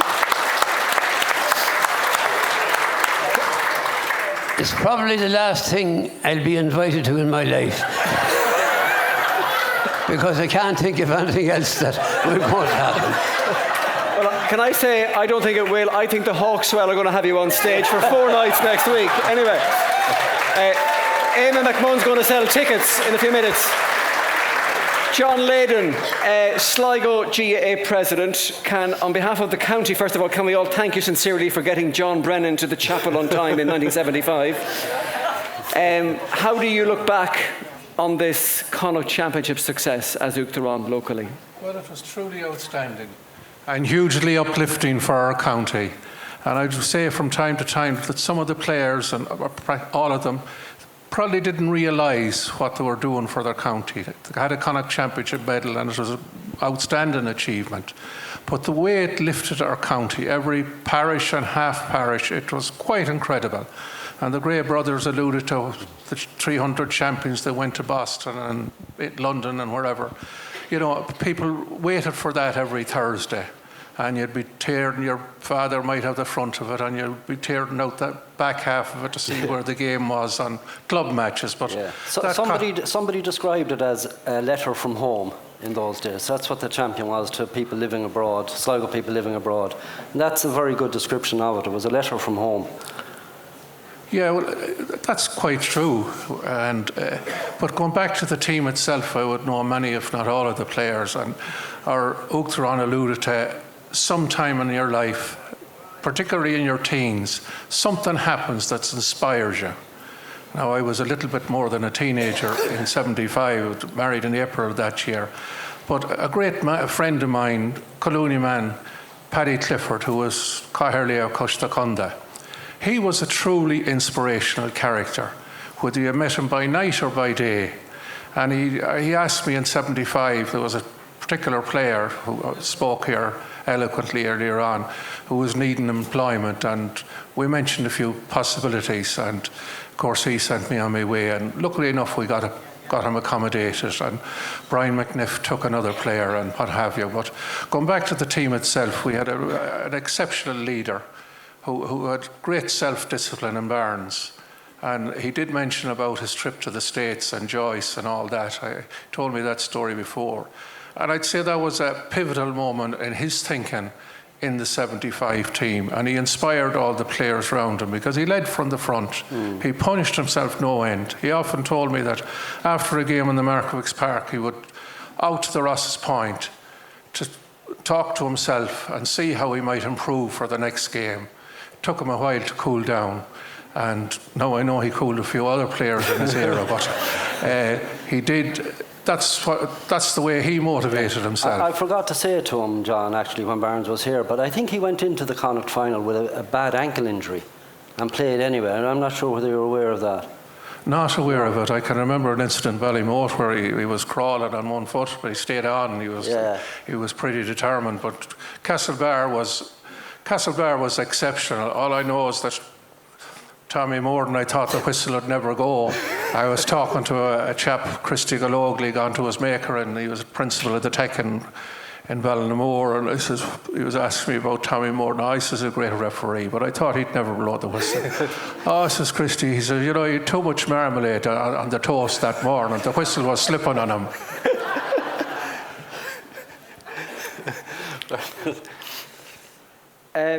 John, you had various administrative roles with Sligo GAA in subsequent years as well. And there weren't that many highs, but there were some. But as you know, with the passing of time, the 75 breakthrough feels particularly special. Unquestionably, because there were great leaders on the field, and they became great leaders in their clubs, and some of them went into refereeing, some of them into administration, and that was very helpful for our county. Because what people must remember, my long lost friend Kieran McDermott, the Lord of Mercy on him, he was on Central Council for 13 years or thereabouts, but he came to the hotel one evening, and we had a county board meeting, and he had a coloured map of Ireland where it was documented the number of clubs in each county. And Sligo was identified as the county with the second lowest number of clubs in Ireland, Longford being the lowest. That might have changed since, but we had 23, and I don't know what Longford had, something maybe 21, 22. But when you're getting a team like we had in 75 from 23 clubs, that was an extraordinary achievement, particularly when you think of Galway having 78, 80 clubs, and Mayo would have in the region of 50 clubs. To get 25 players, 30 players to give such a commitment, and they all had exceptional ability, because we had a great era in the 60s with our county team. They could go anywhere in Ireland and they could display for the entire game. And we had, of course, the 68 minor team, and some of them graduated into 75. But these highs are great. I heard Mick Laffey alluding to how proud he was for his son to captain a Connacht Championship team, a club team, and Mick himself getting a medal in 75 and his dad before him winning an All-Ireland. That's a unique record for a family. Yeah. But again, everybody has their story. We were talking about Matty Brennan not being shy, but he couldn't be stopped talking there, and he was talking a lot of sense. Yeah, he certainly was. Do you miss the refereeing, Tommy, finally? I do. Well, I wouldn't be able to. I couldn't run from here to the table there anymore. A lot of people say he never could run, but I made up for it. I became county secretary, and I was secretary for 19 years. Tom Kilcoyne was secretary here in Sligo, and we were very, very friendly. And you know, at that time, the secretaries could be there for 100 years, I suppose. If you know, somebody didn't oppose you or you weren't changed and so on. And then I was involved with Connacht Council for a long time. And so then we were redeveloping the pitch in Ballinamore. I was chairman of the finance committee. And so all I do now is write maybe a page for a programme or something like that. You know, and that's it. But I'm involved in football or the GA since I could walk, I suppose. So I enjoyed every minute of it, and I'm very glad to have been part of it. And we wish your beloved Ballinamore the best of luck in Sunday's Leitrim semi-final. Thank you. I think we have a small presentation for both John and Tommy Moore. Would you show your appreciation to the president of Sligo GAA, John Layden, and the greatest referee in the history of Gaelic football, Tommy Moore. You can leave the mementos down to the side for a moment, guys. Thank you for joining us here on stage. Matty Hoey, is it nice to be this close to the Nestor Cup again? There's a microphone just down the side of your your seat. If you reach down to the side, hopefully there is a microphone there. There you go. It was a great privilege to be involved in 75. I was playing junior football with the club in Grange, and to get called into the panel was a big thing back then. Now, the 75 team, we all talk about winning the title in Castlebar, but a lot of work went in early in the year. We may not have had a great league run, but we played challenge games again, I think Monaghan and Kildare, and got good results. And then we went over to Ballina and won the Gael Cup, beating Mayo. So things were well set up for the Galway game. Now, Sligo hadn't beaten Galway in 28 years. And I think they might have underestimated us coming down to Sligo. But it was a tight enough game, even enough at half-time. But in the second half, we steamrolled them and won it by 10 points, which was very unusual for a Sligo team. Moving on to the first game in Markovich Park. We played well enough. We were 6 points up at one stage, and we should have seen that game out and let them back into it. Now, a lot of people are talking about balls coming back off crossbars and hitting posts, but my belief is that things like that never won a game. And we had great times now with the games. The replay in Castlebar, things have changed dramatically since now. I remember a good friend of mine, Paddy Hardigan, Lord of mercy on him, and his wife, picking me up at the gate to go to the game. And I hopped into the car beside Kathleen and Cormac Feeney. And that was the journey to the game. Now, in Castlebar, I think we went directly to the field and togged out. Now, the dressing room, there was a great atmosphere in the dressing room, I must say. And there were a great bunch of fellas to be involved with. And the game itself, as every other fella says, it's hard to remember parts of it. But we were doing all right at half-time, 9 points to 7. And in the second half, then we got the penalty from a very good referee. and Mickey buried it in the back of the net. Couldn't hit a better penalty. And they came back at us again anyway, and then I think it was Tom Callery that caught the ball in the middle of the field and drove it in. And Mickey broke it down to Desi, and of course, Desi planted it. Now, the last few minutes, I think some of the boys wrote about it, that it was a very hard watch, I'd say, for them. But it was great to come out on top. Well, actually, Matty, I'm sure you remember this yourself because you have a very clear memory of the end. But after Desi scored, I think Mayo might have been 2 points ahead, and Desi scored the goal. And then I think you got 2 or 3 points fairly soon after that, which gave you a margin. Do you remember that? When you say we, yeah, I think you got at least 2, if not 3 points after the goal, after Desi's second I hit goal. 2 lucky frees. And if I didn't score them frees, I'd get killed. He's still looking up at me. And the other thing I was going to ask you, because you mentioned I think you were 6 points up in the drawn game, and Sligo had a very bad record in replays. So was there any kind of doubt, or did you feel that you maybe had let it slip in the first game, that the chance had gone? Well, when the final whistle blows, there's nothing you can change. Whether you could have won it or you couldn't have won it, what's on the scoreboard tells the tale. I'd say we were lucky enough to get away with a draw, and we'd take it, and we'd head for Castlebar, But we had good times, But myself and Frank Henry and James Cairns were having a chat one evening, and we were chatting about Sligo football, and the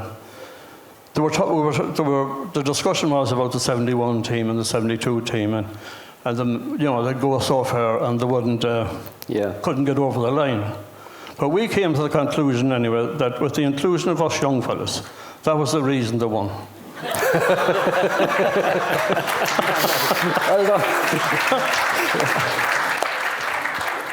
Can I bring in any of the other three lads for a moment, Donal or Peter or Christy?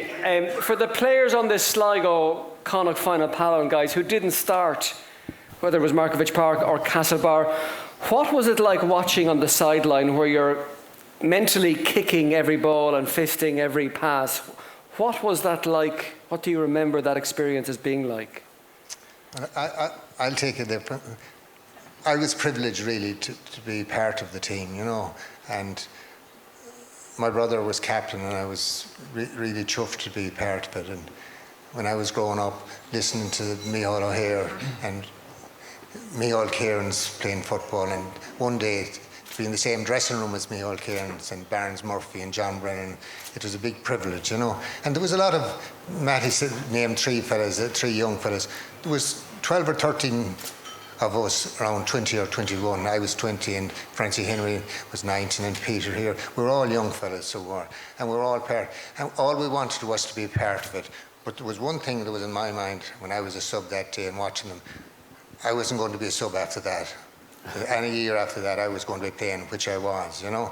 And I had the privilege of playing with Donegal. But one thing I remember about the game, my good friend, the late Seamus Riley, Lord mercy him, we were sharing a room down in Duncarby, and he was playing full back on the great Mickey Cairns, you know. Now, to this day, in his above in heaven, he would say it was no penalty, you know. But that's for another day. But he did say to me he said, what could I do? He said, when Mickey Cairns went out and he got a ball 50 yards out and he kicked it on his right side over the bar, and Seamus said the next time I went on that side and he turned and kicked it with his left, he said it's very difficult to stop that. So that's the type of a player. He was a young fella like ourselves, 21, or he was after winning under 21. But when you were the likes of Mickey Cairns, and then you had Matty Hoy, and you had our back with a great back line, you know, and it was a privilege even to be there on that day and to see what was, and the celebrations.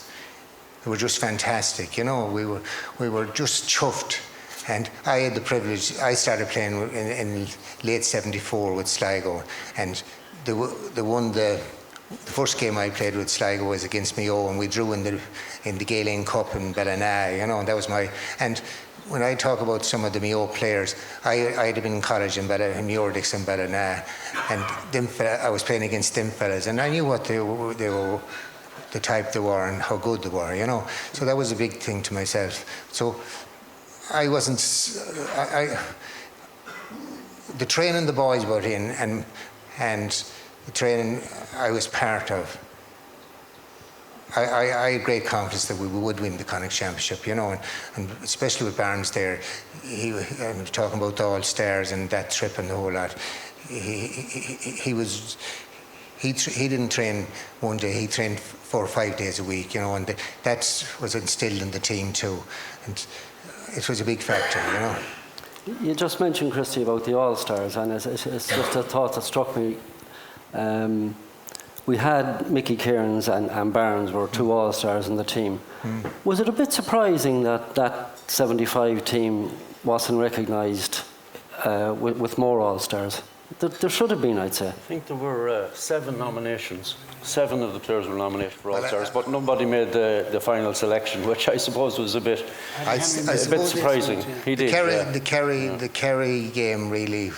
No, that we should have got 1 or 2 on it really from the Connacht Championship, win the first Connacht Championship. Then I'd say 1 or 2 people were unlucky, or maybe of incidents and things that happened, you know.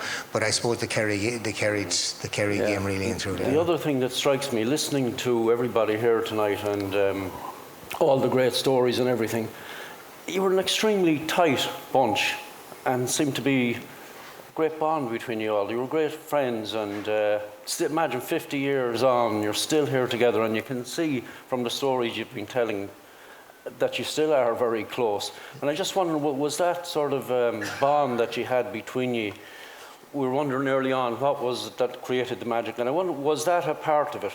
The fact that you got on so well as a group, and that you shared the same kind of ambition to get Sligo over the line, as Matty said. Well, I think whether you're whether it's at a club level or a county level, when you get to our age and you reflect back, you realise that this was really a major highlight of your life. And I would say to all the young players that are here, embrace it, because it goes by very quickly. I mean, it's a marvellous organisation, and it's wonderful to see the way it's developed. I'll tell one small story, and it put it in context for me. I was in a four-ball. I spent a lot of time living in Galway, and I was in a four-ball, and great Jimmy Duggan and Sean Silk, and the Connolly brothers were part of the four-ball, and afterwards they were talking about All-Ireland medals and All-Irelands, and then Sean, who knew I was part of the Sligo panel, said, well, you might have won 2 All-Irelands, but there's a man here that has a Connacht medal with Sligo. And it put it in context. Yeah. And actually they had true admiration for it, because for a smaller county to win a Connacht final, it put that achievement in context. And it had been 47 years since the previous one, which was amazing. I mean, were you conscious at the time of how big this was, yourselves? No, you wouldn't be. I'm not sure the bond comes before or after the winning. But friendship is terribly important in all of this. I think I would take a bit of inspiration from what An Tuachtaráin spoke about tonight, the idea of community. And if he's listening, I would say to him, maybe this week, in 7 years' time, he should keep it free. Maybe there might be another presidential election. I think that I would give you one example about the idea of community. I grew up in a small club in Curry. Tom and Jim Caleri were sort of the inspiration at that time. Johnny Stenson and myself were of similar age group. We played minor and that sort of thing together. And I'm thinking of Kay tonight, and I know she's with us, and his son and daughter. But a Conry Creamery, if you're an example of community, a Conry Creamery on a Monday morning, you could get, it was a bit like what the modern players go through or have to endure, a video analysis. You could go to a Conry Creamery on a Monday morning and you'd get an absolute description of how you played the day before. An accurate description as well. Yeah. I think that's very important to point out. But there you found people who were just so interested, but also so knowledgeable about football.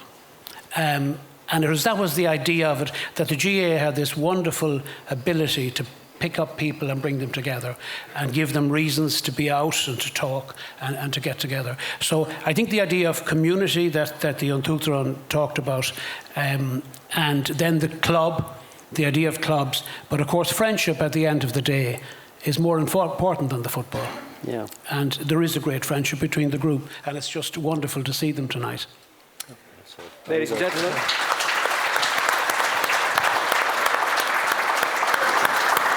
I think it's clear from that conversation, even in 75, it was very much a squad game. Donald Brennan, Matty Hoey, the last word? I must say it was a privilege to play with the best footballer Sligo ever produced. And as a young fella, watching him and ending up playing with him was fantastic.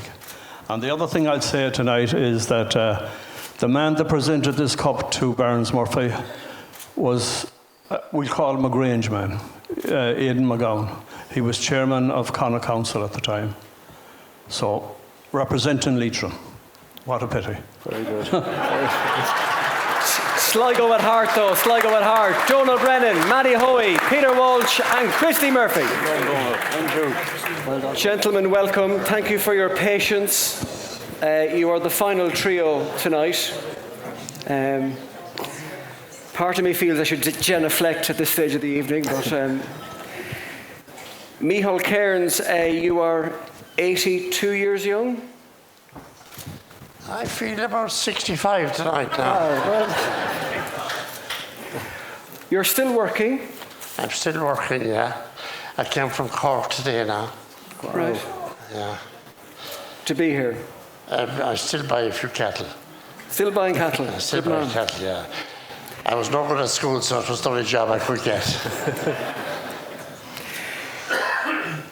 I am 52. Throughout my life, it's always hard to read how you feel about things. What does a night like tonight mean to someone like you? Well, it's fantastic to meet them again after, some of them I haven't seen now for maybe 30 years, maybe 40 years. And it's great to see them. Some of them got very old looking now.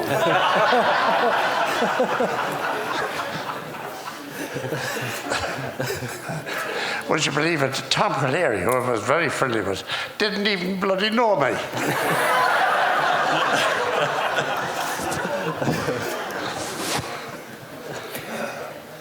Where is your Connacht Winners' Medal? Stolen. Well, that's right. That's right. I forgot that. Some Was it ever recovered? Was it ever recovered? Was it ever recovered? No. But look, that's not that important. I didn't look at it much. I'm not too disappointed. We know, everybody knows we won it. So that's the main thing.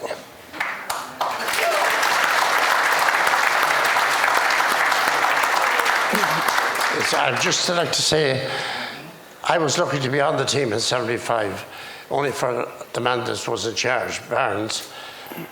He came to the house maybe 25 times. I was going to retire because I had lost interest and I wasn't interested in training. You were manager the year before? The year before. Yeah. So was that what prompted you to lose your interest? Not really. I had trained. We were at it for maybe 15 or 16 years and had won nothing. And I was a good man to train. I would train 4 or 5 times a week on my own now. And I loved it. But then I got sick of it. And I wanted to get out. And he kept Barnes, in fairness to him, I'd have no Connacht medal only for Barnes. And eventually I came back. And I made another mistake. I came back for Nason Down in '78, which was a bigger mistake. So I was able to play club football, but I wasn't able to play county. But you stuck with it in '75, which was the right thing to do. And when people tomorrow in the cold light of day watch the YouTube footage that's been on the screen tonight with the sound turned up, they will hear Liam Campbell describe the final whistle. And what's happening at the final whistle is everybody is flocking to Micheál Cairns to hoist them up on their shoulders. There is an explosion of relief that you've got your Connacht medal. It wasn't because I played well that day. Yeah. If you were coming off Croke Park in the All-Ireland semi-final and you were near me, you'd know well how well I played. Yeah, but you did have a very good game in the replay, Mickey, all right? I wasn't too bad. You well. Maybe the man I was playing on was no good, maybe. Can I just say now, and like, we've been, I suppose, 40 years reporting Sligo sport of all directions and of all disciplines and at all levels. And I mean this sincerely. You are the greatest Sligo sportsman that ever laced a pair of boots. Thank you very much.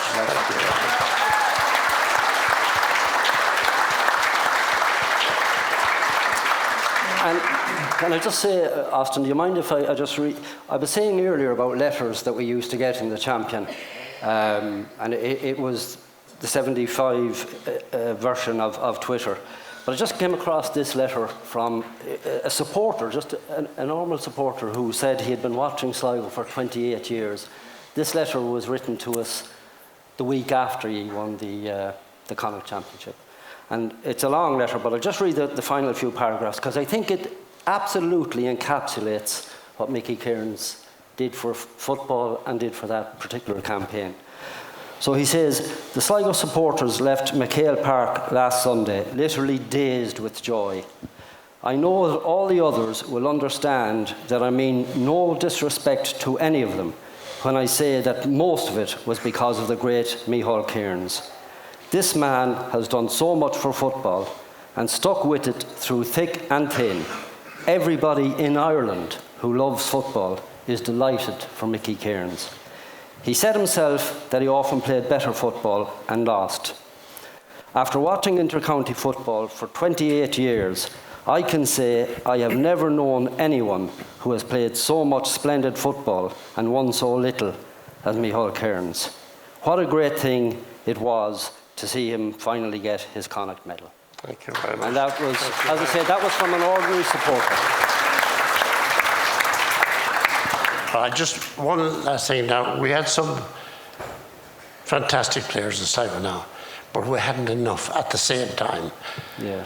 And down through the years that I played with them, we had maybe 10 or 12 great backs. Now, you don't need 10 or 12 great backs. 5 or 6 is good enough. And we had great men. John Brennan, probably the best full-back in Ireland in his heyday. Yeah. The best player probably never got an All-Star, I'd say. Full-back in Ireland now. Yeah. And the small little man I used to play on him a good bit, he was top here earlier talking. Matty Brennan, a hardy bit of stuff. He couldn't get by him right now. And his colleague on the other side, Paddy Henry, very good. And then put that other big man in the middle, Barnes Murphy. You couldn't ask for better. Yeah. Now, to say that, we had Cathal Cawley, who was, good Lord, was a great player. And we played him in the forwards because we had such good backs. Yeah. Peter James Brennan, a great goalie, played him full forward. These things don't work right, like, you know. Yeah. Well, you need, John Murphy actually said it to me earlier in the evening.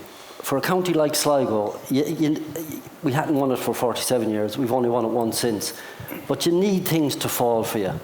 And they fell for you that season. I'm not saying the hard work paid off, of course, but things did fall into place. But I'll tell you one more story, and then I'll shut up. I was in charge before Barnes of the Sligo team, and we were playing, in 1968, we were playing down in Ross Trevors, up and down someplace, and they were All-Ireland champions. And Barnes was injured, wasn't playing that day, and I brought John Brennan to centre back, and I brought in a great clubman of our own, Andy Boland, at full back, who was a good lad now, very good.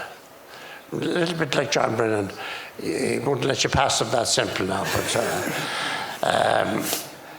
we won the game 9 points to 8, which was very low score. Now, they were All-Ireland champions, brought us into the league semi-final, and we were coming off the field. We had won 9-8, and Sean O'Neill raced across the field to me, and he says, "Mickey, where the fuck did you get the full back today?"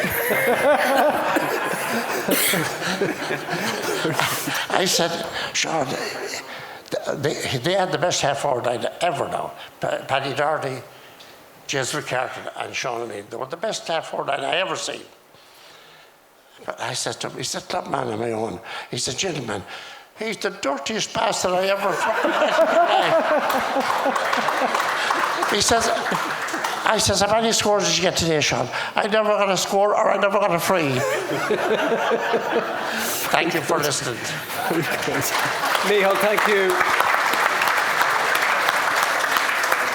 Des Kearns, Micheál scored 1-4 in that replay Connacht final in Castlebar. Matty Hoey, I think, scored 4 points, all very important contributions. But in talking to people who were there or who remember the game, when they talk about the key score in that replay Connacht final, it is your goal, which the man to your right helped set up. What do you remember about that moment and that finish?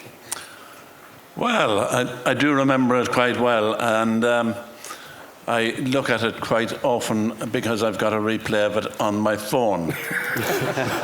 And I remember I was telling somebody earlier on tonight, I was down in Cork a couple of years ago, and there's a guy there called Tony Healy, and he said, "If you show that as many times more," he said, "every time I look at it," he said, "I think you're going to miss it." And I do look at it quite often, but it's great memories to have, you know, and it was a very important score at the time. But you scored in the first match as well. I scored in all 3 games. I was going to say, you got the goal against Galway as well. Yeah, a lot of people just talk about that. There's a crowd of guys that came over here for the 25th anniversary of this from England who had never been to this country at all before. And they were in Ballysadare at the celebrations or whatever it was that went on at the time. And they started singing a song. "Who put the ball in the Mayo net? Desi, Desi." And they still sing it to this day. Very good. But yeah, there were wonderful times and wonderful memories, and what has been said here tonight by an awful lot of people, the friendships is what makes the GAA. The memories, the people you meet, the people you played against, the people that you played with, mean so much to me. And when I knew that I was going to be coming up here tonight, I was thinking to myself, geez, I was never on the Late Late Show before. And if I had to know that I was going to be up here, I'd have got dressed up like Mick Laffey. Doesn't he talk out well? But yeah, a couple of names are mentioned, but an awful lot of people meant an awful lot to me at that time. And one of them is here tonight, and he meant an awful lot to me and still does to this day, and I haven't seen him for quite a number of years. I think the last time I saw him was when they won the Sam Maguire up in Donegal, and that was Brian McNiff. And Brian McNiff, I will say this for him, during that campaign, he took me aside at one stage and had a little whisper in my ear about my lifestyle. And he was right, and I abstained for a number of weeks. But of course, as somebody else said tonight, the celebrations afterwards were something else. Yeah. And we forgot about what was going to happen in Croke Park some weeks later. But to be part of that team, and part of a team that was led, I suppose, the first time I saw him was when I was just 10 years of age, in 1962, over in Charlestown, I think the game was. And ever since then, I always looked on him as the greatest player that Sligo ever witnessed. And I would say that today. And another inspiration to me is Barnes Murphy. He encouraged me. He did everything he could to straighten me out. And he keeps in touch with me on the phone. And that means an awful lot to me. So, yes, the memories I've had of that goal, or goals that I scored in that campaign, will stay with me for the rest of my days. And great to be a part of it. Absolutely.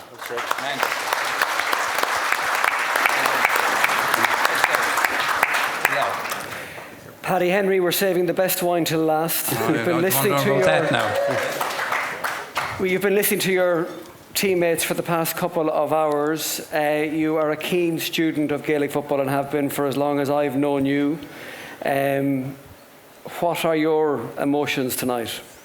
Well, it's lovely to meet up, obviously, again after, some of them we meet quite regularly for a coffee, but some of the lads I wouldn't have met for a long time, So I suppose the fact that we won at the Bond lasts, but really I kind of a person like you put in your years, you walk off the stage and you leave it, and a bit of nostalgia is no harm, but more than Mick Laffey, so much of it just escapes your memory. I have very fragmented views of those, or memories of those two matches. I remember these pair of boys' goals very clearly in Castlebar, but a lot of the rest of it I don't remember all that well.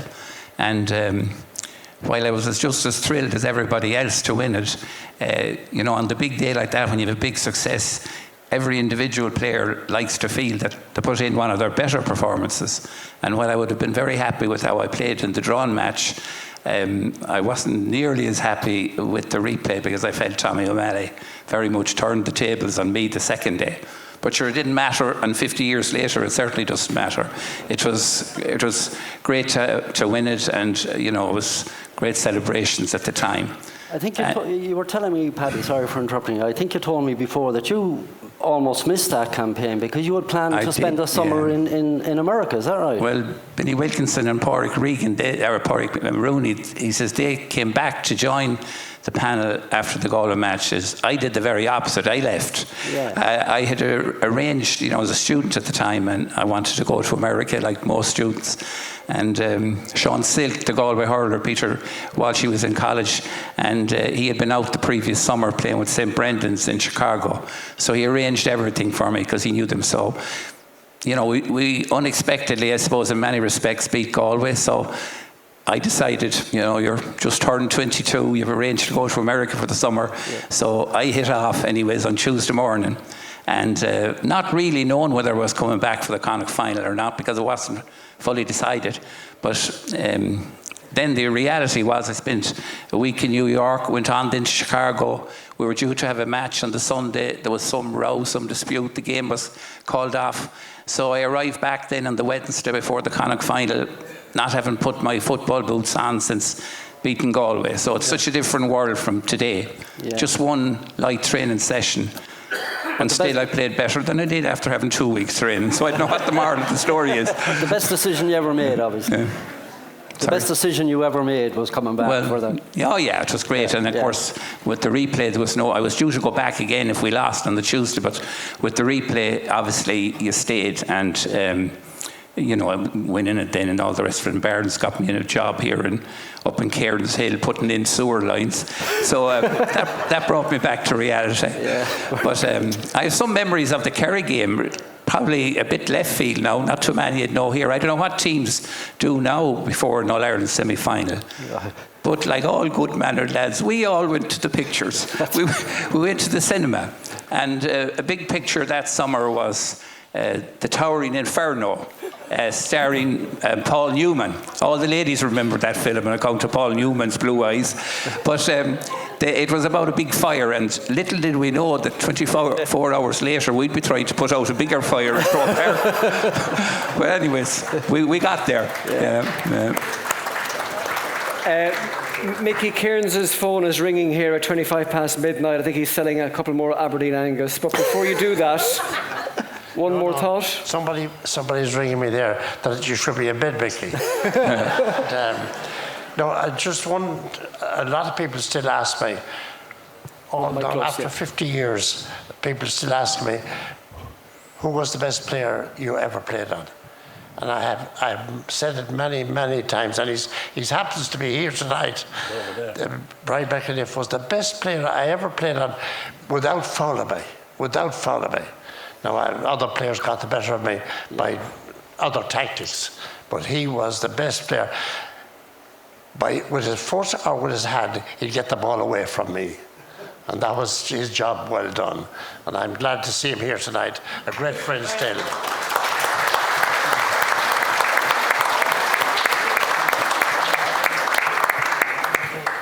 Gents, it's been great to have you here. There's lots more we could talk about, and there'll still be time to share some more stories and tales.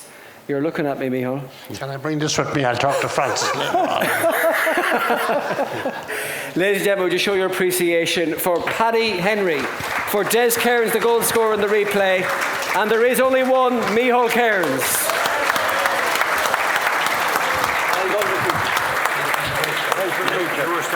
Well done. Thank you very much.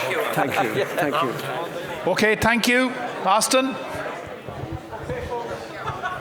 Just before we finish, I want to extend my heartfelt thanks for their guidance and their wisdom and sharing some lovely stories and memories of covering the Sligo Senior Connacht Championship winning Gaelic football team. Would you please show your appreciation tonight for Leo and Jim Gray? Thank you. You can stay there, lads. There is one final presentation to be made tonight before we finish, and for this presentation we'd like to invite up the President of the Connacht Council, Mr. Vincent Neary, on stage to make this special presentation on behalf of Sligo GAA. Vincent, could you join us on stage, please? And tonight, Sligo GAA wishes to induct a new member into its Hall of Fame. And this inductee is a member of this 1975 Connacht Championship winning team. He's originally from West Sligo, and he has received many heartfelt tributes during the conversations on this stage this evening. He was Sligo's second All-Star in 1974 after Micheál Cairns. He was player-manager with this great team in 1975. He played and competed in multiple Railway Cups. I was reminded this evening he helped form two clubs in Sligo, St. Mary's and St. John's. He was still playing up until the age of 43. And there are two more Barneses coming after him. There's Barnes Murphy II, and there's his grandson, Barnes Murphy III. So football heritage is well steeped in the Murphy household. Sligo GA is delighted to induct into the county's Hall of Fame the player manager and your team captain, Barnes Murphy. Good night to you. I'll give you the microphone if you'd like to say one final thought to your 1975 Sligo Connacht Championship winning teammates, friends and connections. Thanks, Austin. This is a big shock. Thank you very much. And it's great to see the Winning Conlon man here. Seeing that I mentioned that was the first club that I ever played with, because no one in Sligo knew that I could play a little bit of football. It's great to see Jarlath Burns here tonight. A real strong character, great GA man. And as I said to him earlier, he manages and leads the GA the way he played football for him. I want to thank all the lads that played with me. I'll tell you, he said, I'm stomach with all the giving out I used to do in '75, that he said so many nice things about me. And I'll tell you, I don't believe half them. I don't believe them. But, you know, I grew up no more than a lot of you at 14 years of age, 13 or 14, going out to see me all Kieran's playing in 1962. And when they got beaten by Roscommon, of course, there was a lot of tears on the way home on the back of a motorcycle. And some years afterwards, it was great to play him. And someone said here tonight that Mickey Cairns was the best footballer in Sligo. He was the best footballer in Ireland. So he was in Ireland, not Sligo. Good.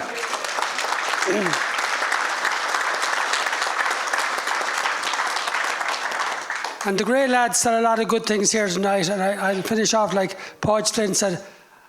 I was friendly with them one time, and would you believe it, I'm still friendly with them.